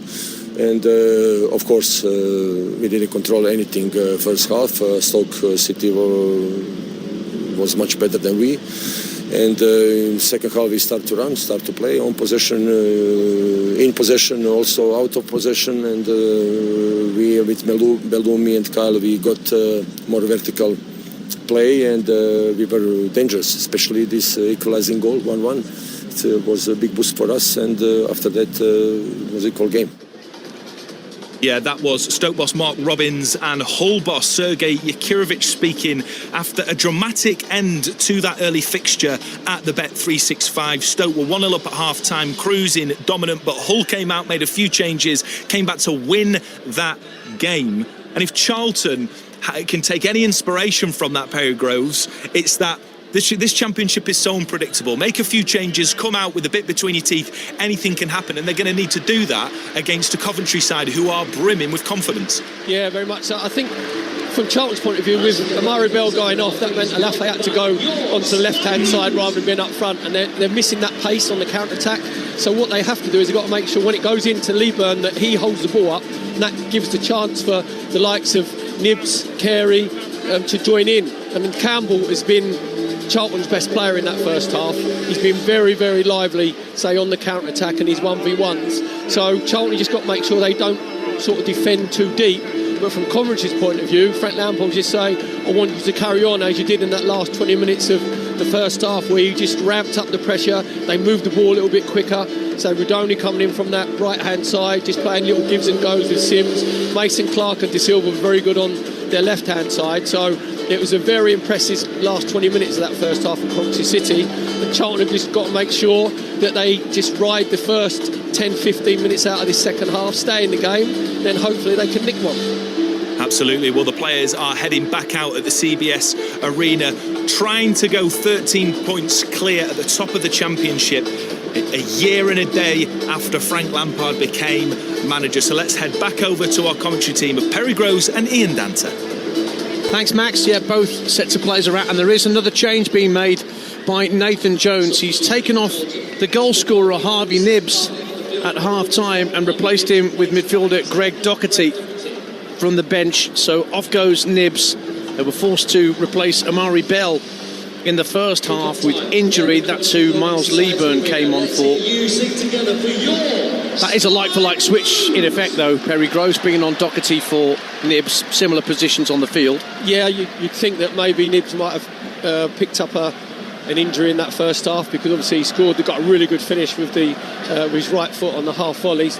So maybe he's just picked up a little muscle injury, you know, and he's just protecting him. And Doherty comes on with fresh legs in that midfield area. So I'll run you through the lineups in a minute. Coventry get us back underway wearing all sky blue. They're kicking towards the south stand in the second half. Away to our right are Coventry. Charlton in their regulation first choice colours of red shirts and socks with white shorts, heading for the north stand to our left. West Brom have already got a goal back against Swansea at the start of the second half in the Championship. Orna Hegerberg, who scored 2 here against Coventry a week or so ago. I think Ryan Mason made 4 changes at half-time, and it's already had an effect. And AFC Wimbledon down in League One are back in front against Huddersfield Town. Danilo Orsi putting the Dons back ahead in West Yorkshire. Here in the Midlands, it's out of play for a Coventry throw, who've got Rushworth in goal, Van Avijk, Thomas, Kitching and De Silva, Torp and Grimes, Eccles, Redoni, Mason Clark and Sims. And I'll run you through the Charlton lineup in just a minute. In fact, I will, now that Grimes is working the ball back into his own half. Kaminsky in goal. You've now got Bree, Jones, Gillespie, Ramsey at the back. Carey, Coventry, Doherty, Olafe, Campbell and Leeburn. Long ball downfield looking for Coventry to release Milan Van Avijk, but Tyrese Campbell heads it clear. Rudoni comfortably tidies up for Coventry, who I think has been very cleverly handled by his manager in terms of giving him minutes to get him back up to full fitness. So he knew, Frank Lampard, that he could bring him in today with Thomas Asante and Wright both absent, and he'd be in a position where let's see if he lasts the 90. Well, I think with Rudoni, you probably do an hour, maybe dance, maybe 70 minutes, say, because he's been very impressive in his first half. He just gives Coventry a lot of composure when he's in possession. Just looks assured, doesn't he? Yeah, you think that something's going to happen. He's very easy on the eye, for someone, what is he, about 6'2", 6'3". He's got very good balance, and he sort of glides when he gets the ball. And who better to teach him about the art of being a goal-scoring midfielder than the man that is his manager and has been for a year and a day. Long ball forward. Leeburn looked offside as he tried to guide the ball down for a teammate, but the assistant on the far side kept his flag down. Leeburn's got it again. Down the right wing, level with the 18-yard line, looking to burst past Kitching. Then he goes down under pressure from De Silva. Free kick given by the assistant and the referee between them, so Charlton got a chance to send the ball into the area. Leeburn's down in some distress, thumping his right foot into the turf after he was caught by De Silva. But it is a Charlton free kick as skies darken above the CBS Arena and the half moon becomes a bit brighter just opposite our commentary position up in the sky. 2-1 Coventry. That's exactly what you want Leeburn to do, playing up front for Charlton Athletic. When he goes into channels, make sure he holds it up. De Silva just got a little bit too impetuous, and you see ironic cheers because there's been a miracle recovery from Leeburn. I think Mr Miyagi from the Karate Kid has been on, giving the old Daniel son with his palm of his hands. 2-2 at Sunderland. Bertrand Traore makes it Sunderland 2, Bournemouth 2. Oh no, sorry, Sunderland 2, Bournemouth 3. Bournemouth have just gone back in front. It's been ruled out. Still 2-2. Goals as they're chalked off on Talksport 2. Free kick to Charlton here in the EFL. They're 2-1 down here, are the Addicts. 3 minutes gone since the restart.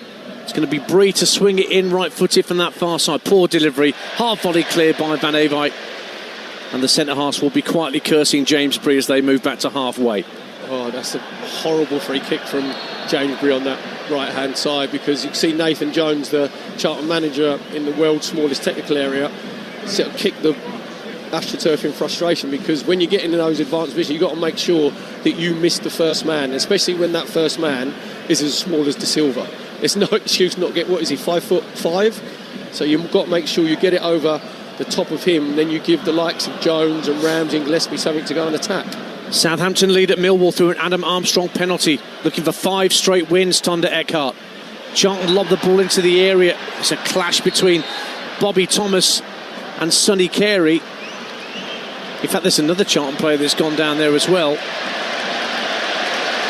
Lloyd Jones is also down, but the referee does not elect that they're badly injured enough that they need further treatment. That was like a scene out of Platoon. It was a bit. It was just bodies all over the place. I was waiting to hear Adagio for strings in my head. To be fair to all three players, obviously it was a coming together. It was accidental, and they all thought, am I right? Yep. They counted their own fingers. Yep, 2 fingers up. Let's stand up, get ourselves back in play. So I mentioned that Southampton are 1-0 up at Millwall through an Adam Armstrong penalty. West Brom are 2-2 with Swansea. Now Hegerber has got a second. For another game, he scored a brace. So West Brom 2-0 down at the break, back to 2-2. Doncaster 2, Peterborough 1 in League One. Peterborough get a goal back in South Yorkshire.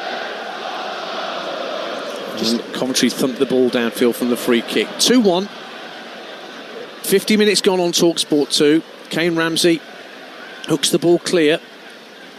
And Coventry have it back with Matt Grimes. What have you spotted, Perry Groves? Just looking at Charlton Athletic, Dance. Just a change in their shape where Nathan Jones has gone attacking. He's gone 4-4-2 because Campbell looks like he's playing as left back. Olafay will go up front with Leeburn, and even though they're under a little bit of pressure now, Charlton are leaving 2 up front. That means obviously Coventry have to leave 3 back. Leeds have a goal back at Manchester City, 2-1 in the Premier League. Dominic Calvert-Lewin gets a goal back for Leeds United. Long throw going to come in for Coventry City from their far left-hand side. Milan van Ewijk is the man to take it. He takes all the long throws. Even though he's the right back, he's over on that far left-hand side, ready to hurl this one into the Charlton penalty area. 2-1 the Sky Blues lead, remember. There's 2 late goals at the end of the first half, turning this game in their favour. Here comes Van Ewijk. Great delivery, flicked on by Thomas toward the far post, but nobody in a Sky Blue shirt at the far post. So it just bounced twice and through to Thomas Kaminski, who now bowls it out underarm to his right for Lloyd Jones, the captain. Square ball for Gillespie. Campbell calling for it on this near side, but it's intercepted by Rodoni. But as he turned, Rodoni, having intercepted the pass, he just slipped, and that allowed Charlton to gain possession back. 2-1 Coventry. Yeah, he looks like a dog on lino there, Rodoni. So he just looked like he was going to be away.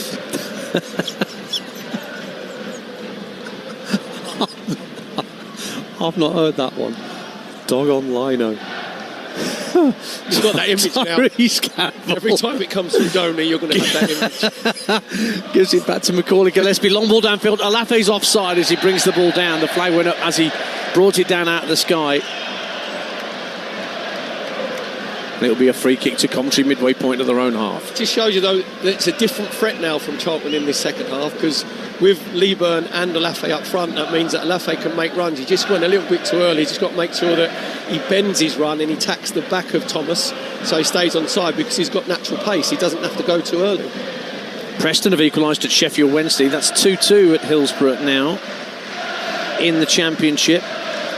And Milan van Ewijk is going to prepare to hurl another long throw into the Charlton box, this time from his side of the field, the Coventry right, with Coventry attacking the south stand in this second half. 8 minutes gone in the second half, and he threw it in and he bounced through to Ellis Sims at the corner of the 6-yard box, who tried to swivel and hit it first time, just couldn't connect. That's the best throw-in that I've seen this season in any game from Van Ewijk. Flick on from Leeburn at the other end, trying to get Alafi in behind, but Van Ewijk does really well to get around and win the ball and keep it away from the Charlton striker. Ball's back with Jay Da Silva on the far side of the field. Clips it long downfield, headed away by Jones. Headed infield by Doherty on as a half-time substitute for Nibs. And now Tyrese Campbell, who can make tracks down this left-hand side. Oh, Carey he was getting into a great position, checked his run because he thought he was going to be into an offside position. As he checked and stopped, that's when Campbell played the pass and Coventry win it back. Coventry 2, Charlton 1 on Talksport 2. Yeah, Carey knew that Coventry had kept that high line with their flat-back 4. Maybe Campbell should just have been a little bit braver and just carried the ball a little bit further. But at this particular time, I think that Charlton have just surprised Frank Lampard and Coventry's team coming out in this second half. Long ball downfield, looking for Leeburn this time, but Bobby Thomas dealt with it expertly. Drops in the centre circle, headed forward by Doherty.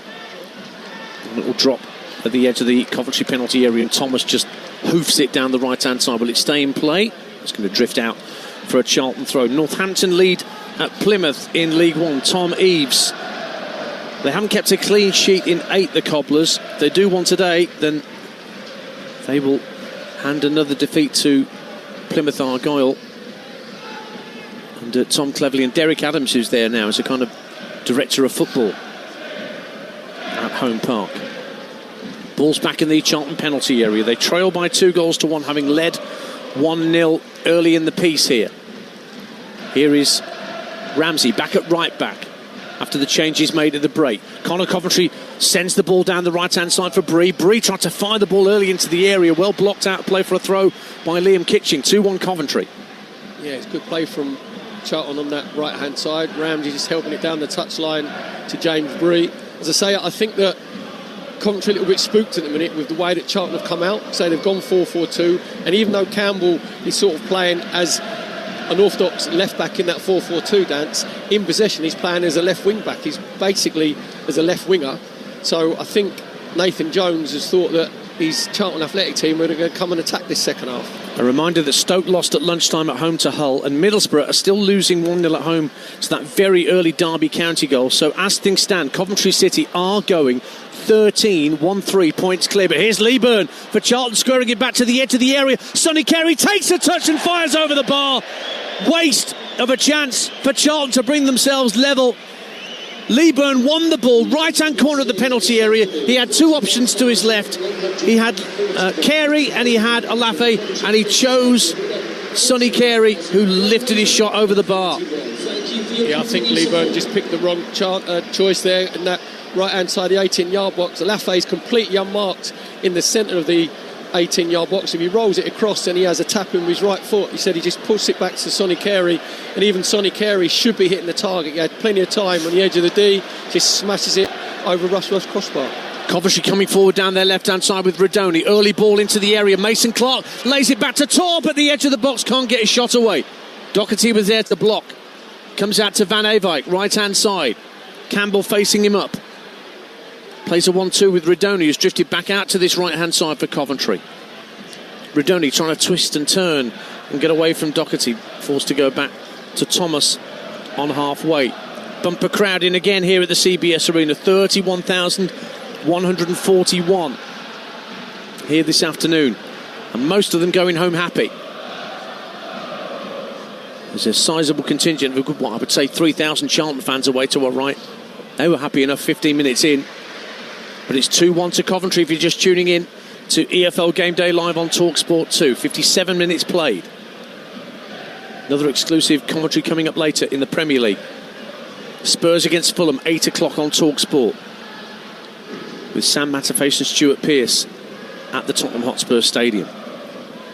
Ian Danter and Perry Groves with you in Coventry. Ball's back with Carl Rushworth. Coventry 2-1 up. Just looking at Charlton again out of possession. We centre back going 1v1. When Coventry in possession, Gillespie, who's the left-sided centre half for Charlton, he just follows Redoni all over the place. So, as I say, it's hats off to Nathan Jones, coming out and being really positive in the second half. Coventry haven't quite got to grips with it. Haven't managed to get Grimes on the ball as much as they did in the first half, to get things going, because Sonny Carey's the one who's gone 1v1. Grimes just drifts away from Sonny Carey, brings the ball up to halfway for Coventry, and now releases Mason Clark down the far left, running at Ramsey. Bree coming back to help out as well on that right-hand side for Charlton, but Mason Clark keeps possession. Grimes back in field to Mason Clark, 25 yards out. Bit of one-touch football at the edge of the area, doesn't come off for Coventry City, and it's won back by Doherty. And then smack downfield, Leeburn holds it up on halfway on the far touchline, but then a poor touch from him means it goes out of play for a throw to Coventry City. Nearing the hour mark. Coventry 2, Charlton 1. And Jay Da Silva flicks the ball in field for Matt Grimes. Gives it back to the left back, Redoni, who's come short this time. Drifting away from Gillespie, trying to stick to him like glue. Redoni finds Mason Clark in the area, but his first touch lets him down. The ball bobbles away from him. And Kaminski could just claim it inside his 6-yard box. 2-1. Yeah, see Redoni coming in from this right-hand side over to inside left position. Gillespie doesn't really want to go with him, spins away from him, just squares it to Mason Clark, and he's had these diver's boots on there where he's got to have a better touch out of his feet. It's a heavy touch, just go through to Kaminski. That enables Charlton to get themselves back in possession, but then they give it away too cheaply. And Coventry regain possession just a little bit into Charlton's half. Huddersfield 2, Wimbledon 2. Huddersfield back level again. Ben Wiles this time. In the Premier League, still no goals. Brentford, Burnley, Manchester City 2-1 up against Leeds, and Sunderland and Bournemouth locked at 2 each. Here is Josh Eccles, who got Coventry's equaliser 5 minutes from half-time, trying to thread the ball down the right-hand side for Van Eyck. Can't quite do so. Charlton get the bit of the ricochets, and it's brought away by Tyrese Campbell. It slid into Torp on halfway after he'd lost the ball. Both players still down, and Coventry come forward with Mason Clark inside the area, left-hand side, rolls it across for Redoni. Great block from Doherty out for a corner to Coventry. Victor Torp only now just slowly picking himself up after that clash with Tyrese Campbell. And it will be a corner kick to Coventry City And neither player needs treatment, but that looked nasty at the time. Do you know what? I think Tyrese Cam was a bit lucky there, Dance, because on the first look he overrun the ball completely, and as he slid along he had the straight leg with his stud show and he followed through onto Torp. To be fair to Torp, he just sort of stayed down because it's initial impact, but he hasn't milked it. He's got himself up straight away, and now he's ran a full 60 yards right over to the far left-hand side to take the corner for Coventry in swing with his right foot. Colchester 2-0 upon Cheltenham in League 2, and Newport back in front against Barrow in the same division, 2-1, and Salford 2, Crawley 2. Corner to Coventry City, just past the hour mark. They're 2-1 up. Torp, right-footed delivery. That's where Sims' header came from. It's headed out by Jones to the edge of the area. De Silva trying to force it goalwards, and it was cleared away again inside the 6-yard box. Thomas wins it back strongly on the right-hand side for Coventry. Grimes gives it back with a lovely ball in field. Thomas rolls it across to De Silva, 30 yards out.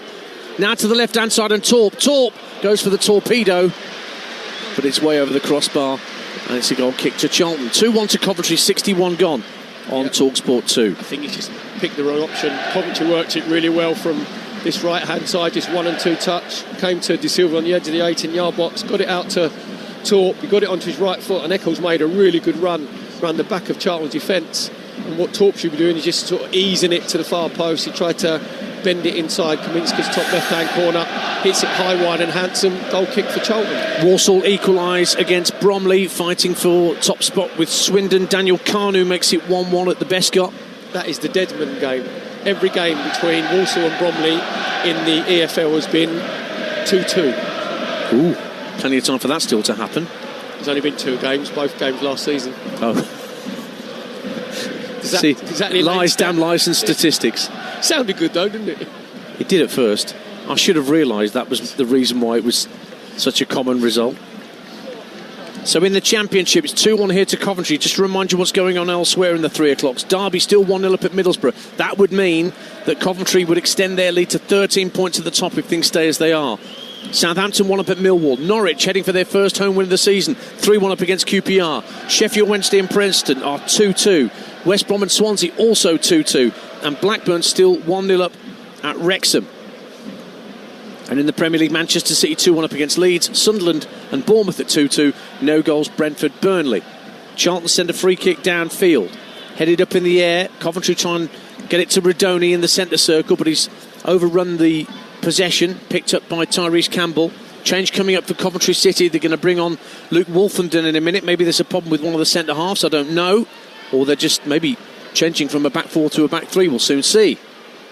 If a manager does that, Dance, I always think it sends a wrong impression to his team. It's like we're just going to try and hang on to what we've got, by putting an extra defender on. So I hope for Coventry's sake and their supporters' sake that they're not going to go to a back 5. Well, I can't see any obvious problems that either Thomas or Kitching are demonstrating out there. Lee Byrne giving chase down the right-hand side. Kitching shows his pace, gets there early enough. His clearance is collected by Matt Grimes, who plays a lovely 1-2 with De Silva and then wins a throw for Coventry on the far side. So maybe it's because Nathan Jones has gone 2 up front with Lee Byrne and Olafay. Well, it's Josh Eccles that is coming off to allow Luke Wolfenden to come on. So that does back up what you've just been saying, Perry Groves. Yeah, I think so, because Charlton have gone 4-4-2. Then Frank Lampard probably thinks that, I need another defender. So Wolfenden will probably come in as the third centre half. Oh, they love him here, Josh Eccles. He's an academy graduate. He's made well over 170 appearances for the Sky Blues. He scored the equaliser to get Coventry back in it. And now he makes way for Luke Wolfenden. £3.8 million capture after over 200 appearances for Ipswich Town, which is where Coventry go next Saturday live on Talksport 2. Ipswich, who lost last night in our commentary game at Oxford by 2-1, as Oxford pulled clear of trouble. And we've got another commentary coming for you on Monday night from the Championship, Birmingham City against Watford. Troy Deeney will be part of our commentary team, watching 2 clubs that he represented. 25 minutes to go here at the CBS Arena. Coventry 2, Charlton 1. Sonny Carey can't quite control the ball as it dropped over halfway. He was faced up by Wolfenden fresh on the pitch. He now receives it, Wolfenden, from his goalkeeper Rushworth, and sizing up his options. No press on him as he has the ball midway point of his own half, rolls his foot on the ball and gives it back to Carl Rushworth. And he will clear left-footed, just chips it out looking for Thomas, but that was telegraphed a little. Doherty won it back. Olafe looked like he was fouled, but got back to his feet and kept possession for Charlton. Now Carey forced to go back into his own half for Gillespie. Now Gillespie plays it down the left-hand side for Campbell, who's trying to get in behind Van Eyck, heads the ball up in the air, can't keep it in play, ends up being a goal kick to Coventry away to our left-hand side. 2-1, the Sky Blues lead. It's 2-2 at the Etihad in the Premier League. Lucas and Metcha makes it Manchester City 2, Leeds United 2. Metcha 2-2, gets it back to 2-2. And Millwall have equalised against Southampton at the Den. Femi Aziz 2-2 for him after he scored in the week. So that's all square at the Den. Rushworth will clear downfield from this goal kick for Coventry City, who lead 2-1. We're approaching the midway point of the second half. Strong header back into the half by Lloyd Jones, guided down by Lee Byrne for Isaac Olafe, who goes down under pressure from Thomas. Both players go to ground. It breaks in centre field for Sonny Carey, works it back to Connor Coventry. Coventry to his right finds James Bree. Coventry again driving down the inside left channel into the feet of Olafe, who just tucks it out to the left wing, first for Gillespie and now for Tyrese Campbell. Infield it goes to Connor Coventry, right-footed ball into the box, decent delivery. Lee Byrne went down under pressure from Kitching, nothing doing, said the referee. Cleared away by Torp, and Mason Clark trying to get the better of Ramsey, and it ends up being a throw to Charlton over on the far side of the field.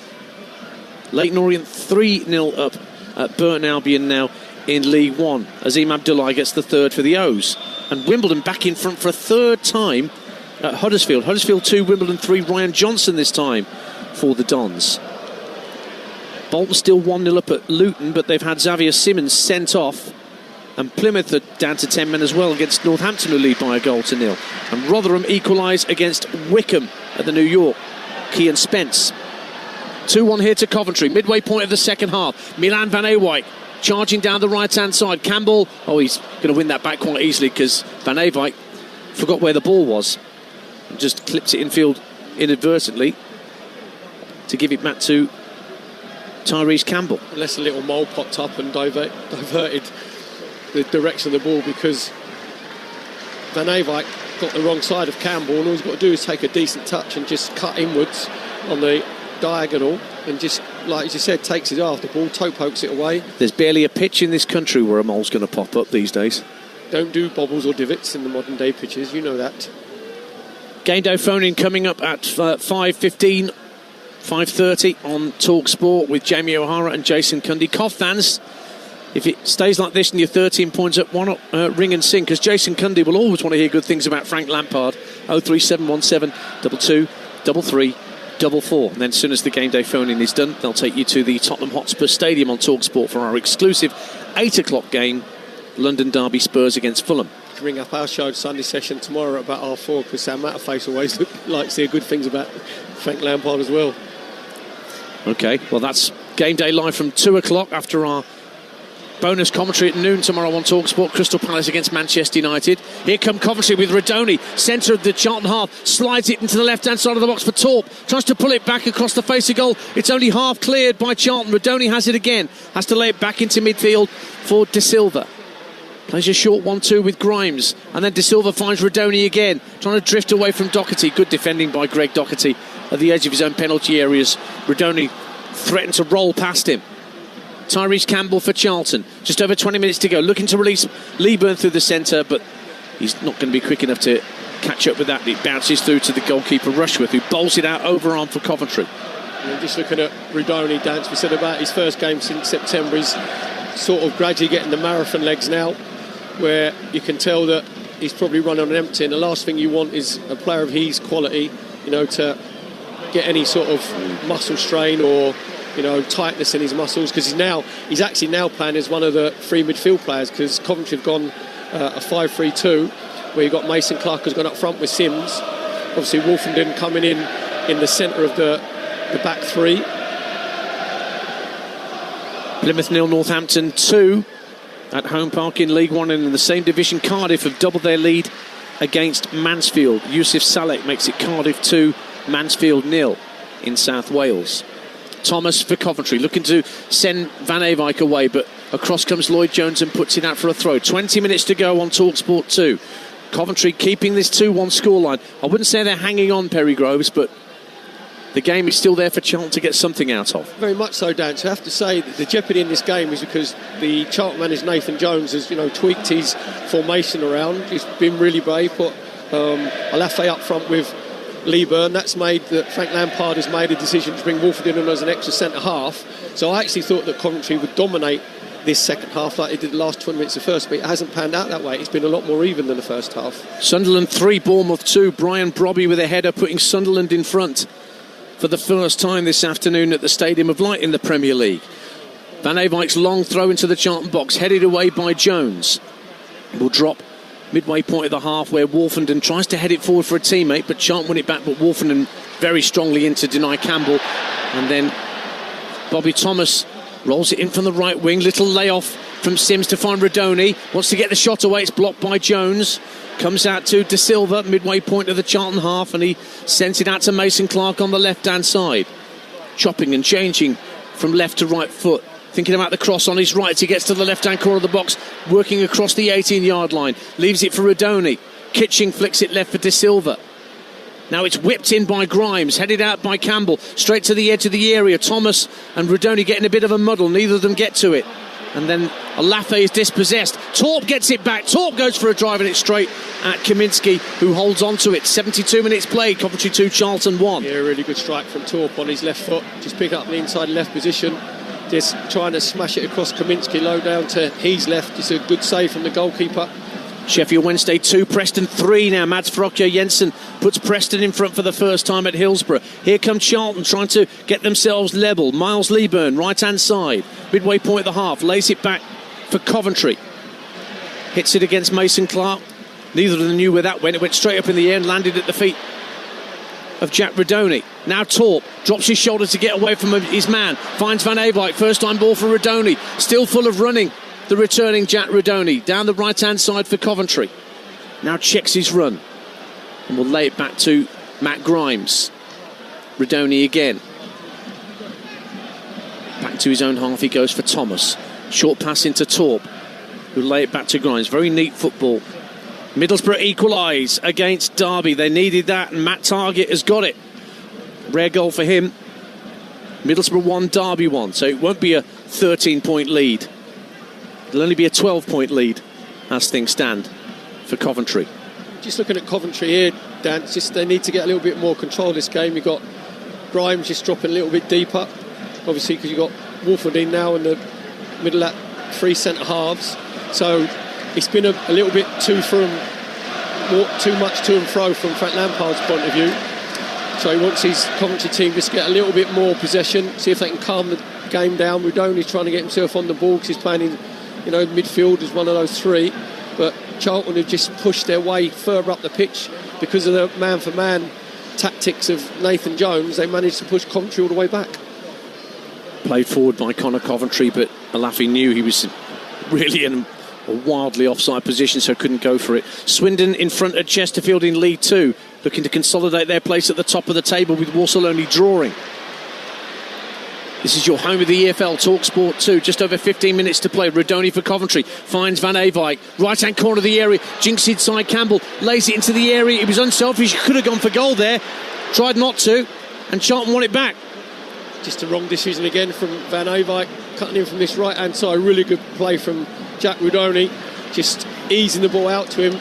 Van Eyck got himself inside Campbell, and you thought it opened up for him. There was a good 10 yards in front of him. Just put your left foot through it, and in his head down, he's thinking, no, I'm not left-footed, so I'm not going to. And he just tried to pick the wrong option, gives the ball away. But again, Charlton very lazy in possession. They relinquish possession very easily to Coventry. We get it back. Now Millwall lead against Southampton. Caleb Taylor makes it Millwall 2, Southampton 1 in the Championship. They've come from behind. And in League 1, Leyton Orient 4-0 up at Burton. Northampton 3-0 up at 10-man Plymouth. And in League Two, Crawley are now in front 3-2 at Salford. And Gillingham get a goal back at Shrewsbury, but it's still 3-2 to the Shrews. Well, Millwall no wins at home in the last 6 against Southampton. They haven't beaten Southampton since 1977 at home. Wow. That was 3-0. Lauren McMenemy, do you think? Yeah, it would have been, just a year after the FA Cup win. Goal for Brentford against Burnley. They've broken the deadlock through an Igor Thiago penalty. That's his 10th goal of the season, and Brentford lead Burnley. Coventry coming forward with Ephron Mason-Clark into the area. Lays it back for Radoni. Blocked on the line, but tucked away by Ellis Sims to make the game safe for the Championship leaders. Mason-Clark rolled it back to Radoni at the edge of the area. The shot was on target, blocked by Kaminski, but it broke right in front for Ellis Sims, who could not miss from right in front. He keeps on scoring goals, and Coventry City keep on extending their advantage at the top of the Championship. 3 goals in the game yet again for Frank Lampard's men. Coventry 3, Charlton 1. Sims, Johnny on the spot, where all good centre forward should be, right in the middle of the 6-yard box. Really good play from Coventry on the left-hand side. Mason-Clark is cutting in, just rolling it to Radoni. He invites him to do it first time, hits it first time with his left foot. It's a decent save from Kaminski, but he can't keep hold of it. Ball bounces out, and when you're in that rich vein of form, the ball always drops where you want it to. Sims just taps it in, gets his 2nd goal of the game, 4th in the last 3. That is the game done and dusted for Coventry City here at the CBS Stadium. That's 5 in 3 for Ellis Sims, in actual fact, with the 2 he's got this afternoon. He is hot to trot right now, the former Everton man. Former England under-20 international. He's 24 years of age now, Ellis Sims. Full of confidence. And that, you sense maybe that for Charlton Athletic, unless they can do something dramatic in these last 13 minutes. They've got Tyrese Campbell in possession as he moves into the Coventry half of the field. Keeps his footing. Thomas slides in with a challenge. It might break here for Bree. Does well to lay it off to Coventry. And he plays it out to the left-hand side, where it's kept in play by Onel Hernandez, who's just come on for Charlton Athletic. Infield it goes, and it's taken on by Ibrahim Fuller, another player that's just come on up front for Charlton Athletic. They've rung the changes, having gone 3-1 down. Hernandez driving for the dead ball line, wins a corner for Charlton Athletic at the north stand end, but Coventry are 3-1 up here. And it's going to be Bree coming across to take the corner kick from this near side of the field at the north stand end. So 2 changes from Nathan Jones following that 3rd goal to try and affect things. Let's see what this corner can bring from James Bree. Again, a packed 6-yard box, whipped into the near post. Rushworth gets it clear with a punch out to the edge of the box, but Hernandez will play a 1-2. Left-hand corner of the area, tries to chop away from Van Avijk. Bree sends the ball back into the box, headed up in the air by Wolfenden. Coventry trying to keep it, Charlton rather trying to keep it alive, but there was a push on a Coventry player, and that will be a free kick to the Championship leaders, who've got 11 minutes to hold out till full time with this 2-goal advantage they've got. 3-1 against Charlton. Yeah, it was a really good ball actually from James Bree from this left-hand side, just easing it to the far post, in swinging with his right foot. Looked like Gillespie was going to get himself on the end of it. He just ends up committing an unnecessary foul against Kitchen. Here comes another change for Coventry, and Jack Radoni, on his first start since September, has not lasted the 90, as we suspected he might not. And Jamie Allen is going to come on to replace him, who's edging towards 200 appearances in a Coventry shirt. Jamie Allen at the age of 30. Different sort of player to Radoni, but will sit in that midfield and keep things tight. Incidentally, it was Alafe and Carey that went off for Charlton to allow Hernandez and Fuller to come on to replace. 3-1 Coventry, 3-2 West Brom. They have come from 2-0 down. Jason Malumbi, the man sent off here a couple of weeks back, looks like he might have got the winner for West Brom late on at the Hawthorns. They were 2-0 down to Swansea, now 3-2 up. think you said Ryan Mason rung the changes, didn't he, at half-time? He made 4 changes, apparently. That's what managers have to do, Dan. You have to make sure if your team's not doing it, you affect it. Mason Clark down the left-hand side of the area. Can he keep it in play at the dead ball line? Yes, he can. Held up by Ramsey, tries to loft the ball into the area. Van Eyck tries to get a touch, but it will just bobble away from anybody in the sky blue shirt. Collected by Thomas Kaminski, the Charlton keeper. Huddersfield have levelled for a 3rd time at home to Wimbledon. 3-3 at the John Smiths. Alfie May gets the 3rd Huddersfield equaliser. And Luton won, Bolton won. Luton have had a man advantage for some time, and Gideon Kadua has levelled it at Kenilworth Road. And in League 2, Salford, having been 3-2 down at home, are now 4-3 up against Crawley. Walsall leading against Bromley as well. They were 1-0 down, but the League 2 leaders in front through Ryan Finnegan. Newport 2, Barrow 2 as well. Barrow have come level for a 2nd time against Christian Fuchs' new side. Scott Smith for Barrow. Here comes Charlton with Onel Hernandez. Infield to Tyrese Campbell, is going to go for goal, and Rushworth makes a good save. Low to his right-hand side. That was on target and creeping in at his near post, but he made a good, solid stop just in front of his goal line. 3-1 Coventry. Yeah, good strike from Tyrese Campbell. He's probably been Charlton Athletics' best player. So he just gone a little bit further up front from starting off in the left-back position in the second half. Find himself in the inside left position. Got it onto his right foot. Looked like it might creep inside Rushworth near post. Good full-length save from the Coventry goalkeeper, low down to his right. 2 quick goals at the G-Tech. Burnley had equalised 1-1 at Brentford through a Zion Fleming penalty, but Igor Thiago, who scored an earlier penalty to give Brentford the lead, has put them back in front. 2-1 to the Bees at the G-Tech. 2-2 Manchester City leads, and Sunderland 3-2 up against Bournemouth. Tyrese Campbell is going to be flagged offside as soon as he touches the ball, as a right-footed ball was floated over the top. Free kick to Coventry. Is that Igor Thiago's 11th Premier League goal of the season? It is. It is, yes, his 11th. He had 9 before today. There's every chance that he'll be in the Brazilian World Cup squad, because he just gives them something different. Driven forward by Wolfenden, but straight to Connor Coventry in the centre circle.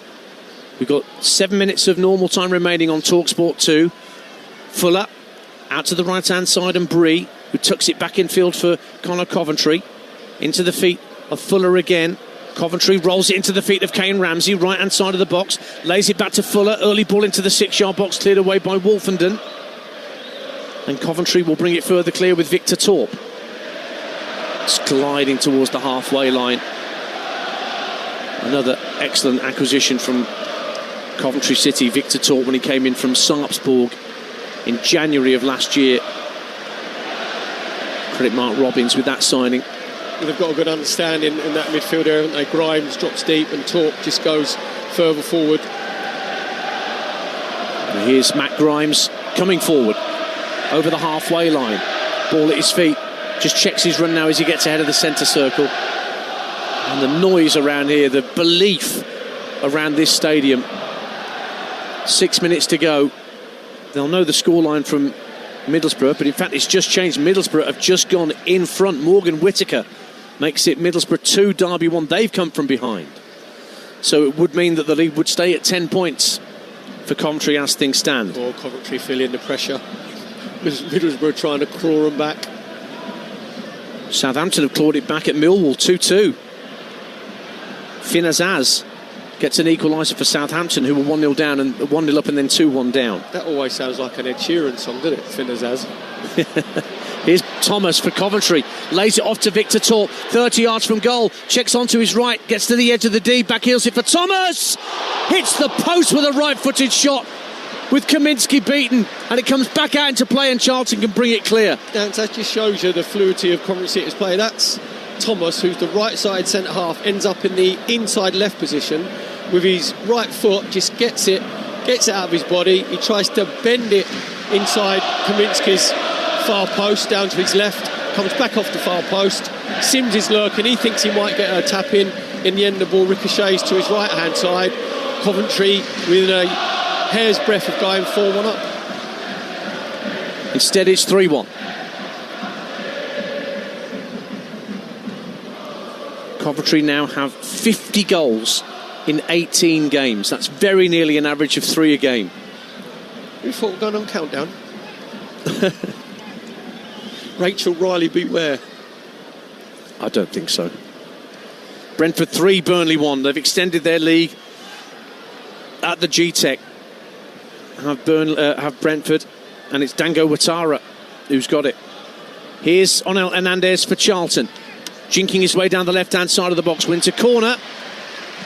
2 Coventry players went in, Thomas and Van Eyck, and turned it behind for a corner kick to Charlton. Just less than 5 minutes to play. In fact, 4 minutes to play now. It'll be James Bree to come across to take this corner. Well, can James Bree just make sure he gets the right delivery, because the last corner he took a hit to Silva at the near post, and if Charlton can nick a goal here, just might put, the Coventry City fans on edge. Bree's corner onto the 6-yard line, flapped away by Rushworth, but he was being pressurised by Campbell, who was stopping him get a proper contact on that clearance. So Coventry get a free kick, and we are now into the last 3.5 minutes. There's a triple change coming up for Coventry, but before that, Rob Apter's going to come on for Charlton for these last few minutes. But Jake Bidwell, Kai Andrews, who's never started for Coventry, and Kane Kessler-Hayden are all going to be brought on. But meantime, the change is being made. James Bree just took that corner coming off for Rob Apter to come on for Charlton. And the 3 changes for Coventry. The first to make way is going to be Efren Mason-Clark, who isn't moving completely freely as he comes to this near side, but he's putting a shift this afternoon for his team. Yeah, very much so. He always looks dangerous dancing around the 18-yard box. Obviously got his assist for Eccles' goal for the equaliser. So good afternoon's work from Efren Mason-Clark. Straight swap at left back with Jada Silva making way for Jake Bidwell, and the other change, Milan Van Eyck, the other fullback, making way for Kane Kessler-Hayden, who might have thought when he arrived at Coventry in the summer, Kane Kessler-Hayden from Aston Villa, he might get quite a few starts, but the former Van Eyck has largely kept him on the substitutes bench. And he hasn't got a long throw. No, well, so if it's going to be a toss of a coin, then Van Eyck's going to always get the decision, isn't he, because of his long throw. Manchester City 3, Leeds 2 in added time. Phil Foden, who scored in the first minute, looks like he scored in one of the last minutes. Coventry 3, Charlton 1 here. We've got 90 seconds or so of normal time to play. So Middlesbrough are 2-1 up against Derby. Wrexham have just equalised against Blackburn. Nathan Broadhead in the 95th minute. Blackburn had led since the quarter-hour mark, but it's all square at the racecourse. Here's Campbell turning on the halfway line for Charlton, trying to move down the left-hand side. He's got 4 Coventry players around him. One of them is Thomas, who cleans him out. Yellow card for the Coventry centre-half. No doubt about that decision for David Webb. Yeah, it's just a very tired challenge from Thomas. Tyrese Campbell, they said, been Charlton's best player. Just getting the ball on the left-hand side, getting out of his feet. And Thomas just tripping him up. Short free kick for Onel Hernandez to bring forward for Charlton. Plays it across to Apter. Just clips the ball into the area, looking for the run of Fuller. But it's hit too long and too straight, just bounces behind on the full for a Coventry City goal kick. As we mentioned, Coventry go to Ipswich next Saturday, live on Talksport 2 at 3 o'clock. Then Preston away, Bristol City at home, Southampton away, and home on Boxing Day here to Swansea City, Coventry. Whilst at Charlton's next 5, Portsmouth at home. Portsmouth lost today at home to Bristol City. Then they've got Middlesbrough at home, Birmingham away, Oxford at home, and Norwich away on Boxing Day for Nathan Jones' side. Campbell keeps it in play for the Addicts on this near side. Good turn from Hernandez to keep the ball away from Jamie Allen. And now Kane Ramsey on the far side of the field. Plays it infield to Coventry. And we're moving into 4 minutes of minimum added time at the end of this one. 4 minutes additional time. Player of the match. Coventry just playing the ball around with 1 and 2 touch stuff. just inside their own half. Ball's played back to Kitching. And then Grimes will just play a first-time ball up to halfway, looking for Sims, who's on a hat-trick. And Campbell now picks it up offside as he picked it up for Charlton at the edge of the D. He did look slightly offside because we were right in line with that. And it's going to be a free kick to Coventry City. Perry Groves. See, Campbell got himself in a really good position there in between Wolfenden and Thomas. And because he has natural pace, Dance, he doesn't have to go that early. I know that, you know, he's not naturally centre forward. He's used to coming in from the wide positions, but he's playing up front with Leeburn at the minute. Just make sure that basically he's got to put sort of the braces on himself and just make sure that he holds his run, and then with his natural pace he'll make that extra yard up. Bristol Rovers 0, 10-man Notts County 1. Matt Dennis for County looks to have won it despite being a man down there at the Mem. We played a minute and a half of the minimum 4 that have been added on. Charlton trying to keep the ball in play down this near side. Leeburn hooked it in from the touchline, but the assistant on this near side indicated that it had already gone out of play for a throw. Gillingham get an equaliser at Shrewsbury, 3-3. Elliot Nevitt makes it 3 apiece at the Greenhouse Meadow. Throw into Coventry City, bang on halfway, right in between the two technical areas, just to our right-hand side. Thomas threw it in, but Charlton win it back. Doherty gets dispossessed by Allen. Toe pokes it forward to Andrew. Sims looks to take it up at the edge of the D. He's going to go for goal. It's blocked by Ramsey, and he's going to go behind for a Coventry corner in added time. That was a chance for an Ellis Sims hat-trick. Yeah, it was quick feet from Ellis Sims, just on the D. On the edge of the 18-yard box, gets it onto his left foot. He thinks he's going to get a free shot away. To be fair to Ramsey, defended really well, just put his right foot in, got the block in, corner for Coventry over on their left-hand side. Millwall 3, Southampton 2. They look to have won it through Tristan Kramer in the 97th minute. That is a full-time score. Millwall have beaten Southampton. Tonda Eckhart's first defeat. Corner to Coventry, 3-1 up. Torp to fire it in deep to the far post. Thomas the target, headed away by Jones, but picked up on the right-hand side by Grimes, faced up by Tyrese Campbell, knocks it back to Kessler Hayden, rolls his foot on the ball and gives it back to Grimes on the right-hand side, level with the 18-yard line. Back again it goes to Kessler Hayden, tries to whip in a first-time cross. It's right underneath the crossbar, has to be punched away by Kaminsky. Thomas tries to get a piece of it, back heel for Torp, edge of the area, right-footed drive, well held on the line by Kaminsky. And Coventry stay just the 3-1 up on Talksport 2. Now when you see the game's changed, Dan, that's Thomas, the Coventry centre-half, actually doing a back heel on the edge of the opposition's 18-yard box to get it into Torp so he can get his shot away. You're saying Tony Adams would never have done that sort of thing? He'd have tackled himself if he'd tried to do that, Tone. To be fair to Tone, everybody saw what a good player was when Arsene Wenger took over, just allowed them, you know, a little bit more sort of freedom to go and express themselves. But that is the freedom that Frank Lampard's given to his Coventry City side, where you see the centre-halves go and join in. There was times in the first half where... ball down the field. Fuller trying to get onto a ball that was whipped downfield, straight down the middle of the pitch by Kane Ramsey, but he just couldn't collect it, Fuller. It's a lovely intention from Kane Ramsey, very nearly came off for Charlton Athletic. And the 4 minutes have gone. There goes the full-time whistle at the CBS Arena, and the Championship leaders maintain their 10-point gap to those beneath them. And once again they had to come from behind in front of their own supporters to get the job done, but get the job done they did quite superbly. Harvey Nibbs had given Charlton a 13th minute lead with what was Charlton's first attack of the first half after they'd been under pressure right from the off from the hosts. But Coventry got 2 quick goals just before half-time to turn things around in their favour. Josh Eccles from the edge of the D, making it 1-1 on 40 minutes. And then Ellis Sims from a corner, expertly flicked home to make it 2-1 at the break. And then Sims got his second of the game and his 5th in recent weeks on 76 minutes after a shot from the edge of the area was blocked into his path by Charlton keeper Kaminsky. All going the way of the Sky Blues, top of the league, and can anybody catch them? Full-time score at the Coventry Building Society Arena. Coventry City 3, Charlton Athletic 1. Yeah, Frank Lampard's Coventry showing all the signs and characteristics of champions. As we've just heard from Dance there, they maintain that 10-point lead at the top of the championship.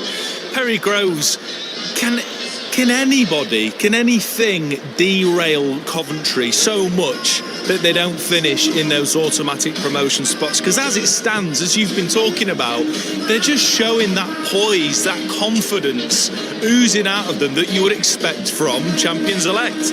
Yeah, well, the only team that will derail Coventry City will be Coventry City, because when you're 10 points in front at this stage of the season, you give yourself that little bit of leeway, don't you? You give that your safety net, where you know they're gonna have periods in the championship where they might draw one, lose one, and then it's how they bounce back after that. But at the moment, I have to say that the confidence that oozes from this Coventry City side is because they believe in the manager and they believe in what he's asking them to do. Because when they went 1-0 down, when Nibs put Charlton obviously 1-0 up, a really good finish with a right-footed half volley, then sometimes you might have a little lull, where it takes the home team maybe sort of 10-15 minutes to regather themselves.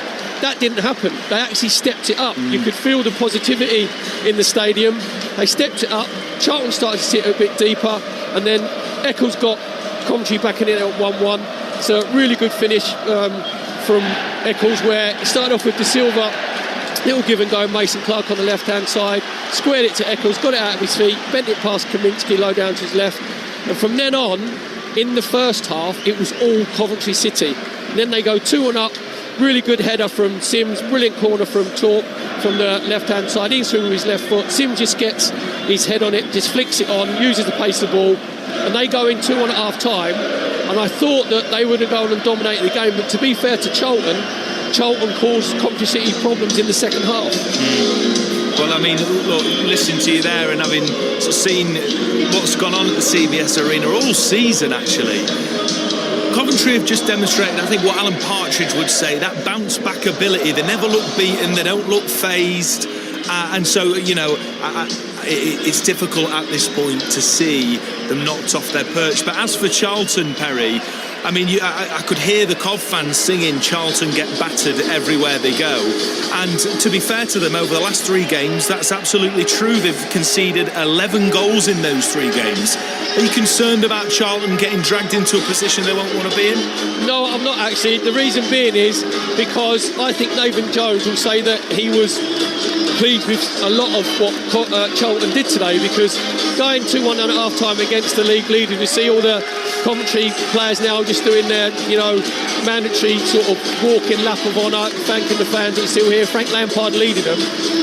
You think that they're going to go on and maybe win like 4-5-1. Charlton caused Coventry problems in the second half because they went 4-4-2. Nathan Jones was brave.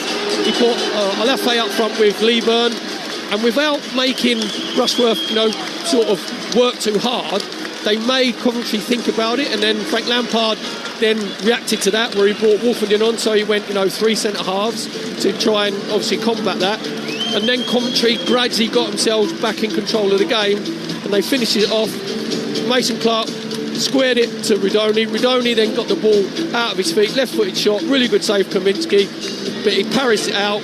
And then when you're in that rich famous form of a striker and you make yourself in the right position, which Sims was, he just taps it in, gets his 5th goal in 3 games. 3-1 the game's then done and dusted. But Charlton didn't just have their bellies tickled here, they actually made a game of it. So I think that Nathan Jones will say that he's going to take more positives out of this game, obviously coming to the league leaders and making Coventry work for it. Just finally, I don't want to be too premature, but sort of Ellis Sims, 5 goals in 3 games, Coventry looking like they're going to be in the Premier League next season. And I just wonder, with the sort of the pedigree that Sims has, he's been an England under-20 international, he's been at Everton, he knows what it's like to be in around that Premier League setup. Do you think that he's got the potential to maybe lead the line for Coventry next season if they are to be in the Premier League? Do you think that he's growing in that confidence? His confidence, you could tell today. There's a big, there's a big step, Max, in there from the Championship to obviously the Premier League. And all it looked like today is, when you see Erling Haaland play and he doesn't make too many unnecessary runs, he doesn't really want to get in, closing fullbacks down or, stopping the goalkeeper going close down. Ellis Sims was like that today. He was just thought, right, I'm the centre forward, I'll get myself to the back post, I'll get myself involved if I need to in the build-up. But he's just, I think as he's matured and he's got more experience, he thought, no, I'm going to make sure I'm just in and around the 18-yard box. And that's exactly what he did today. You think, there's one player that I know that if he stays fit will not find the Premier League a struggle whatsoever, will be Rodoni. He is a top player. He's, for someone who's like 6'2", 6'3", played on the right-hand side, he's very graceful in possession, he's got a really good left foot, he makes good decisions. So there's players in this Coventry side. Torp is another one, who's very good technically. Grimes drops deeper to get, the game ticking as like the conductor. So there are players here that Coventry have that, could handle the Premier League, but this squad is a long way off of being a Premier League squad. You have to just compartmentalise, make sure you get through this part of it first, you get yourself promotion, and then you can start thinking about your recruitment, obviously, at the end of the season. But at the moment, I have to say, Coventry are absolutely flying. They're so confident. I can't see them not winning this championship. Yeah, absolutely. Future looks bright for Rodoni, looks bright for Sims, and of course looks bright for Coventry. Perry, Dance, thank you so much. It's been an absolute blast. They'll be on our airwaves very soon. Just a reminder, we'll have a full roundup of the weekend's EFL football in EFL All Access on Talksport 2 at 6 p.m. on Monday evening. But a reminder that the Talksport network will be your place to hear all 10 Premier League games this midweek. Just download the free Talksport app and head to the live games tab so you do not miss a minute. Thanks so much for tuning in to EFL Game Day Live. I've been your host, Max Scott. Next up, it's Up Front with Tony Bellew.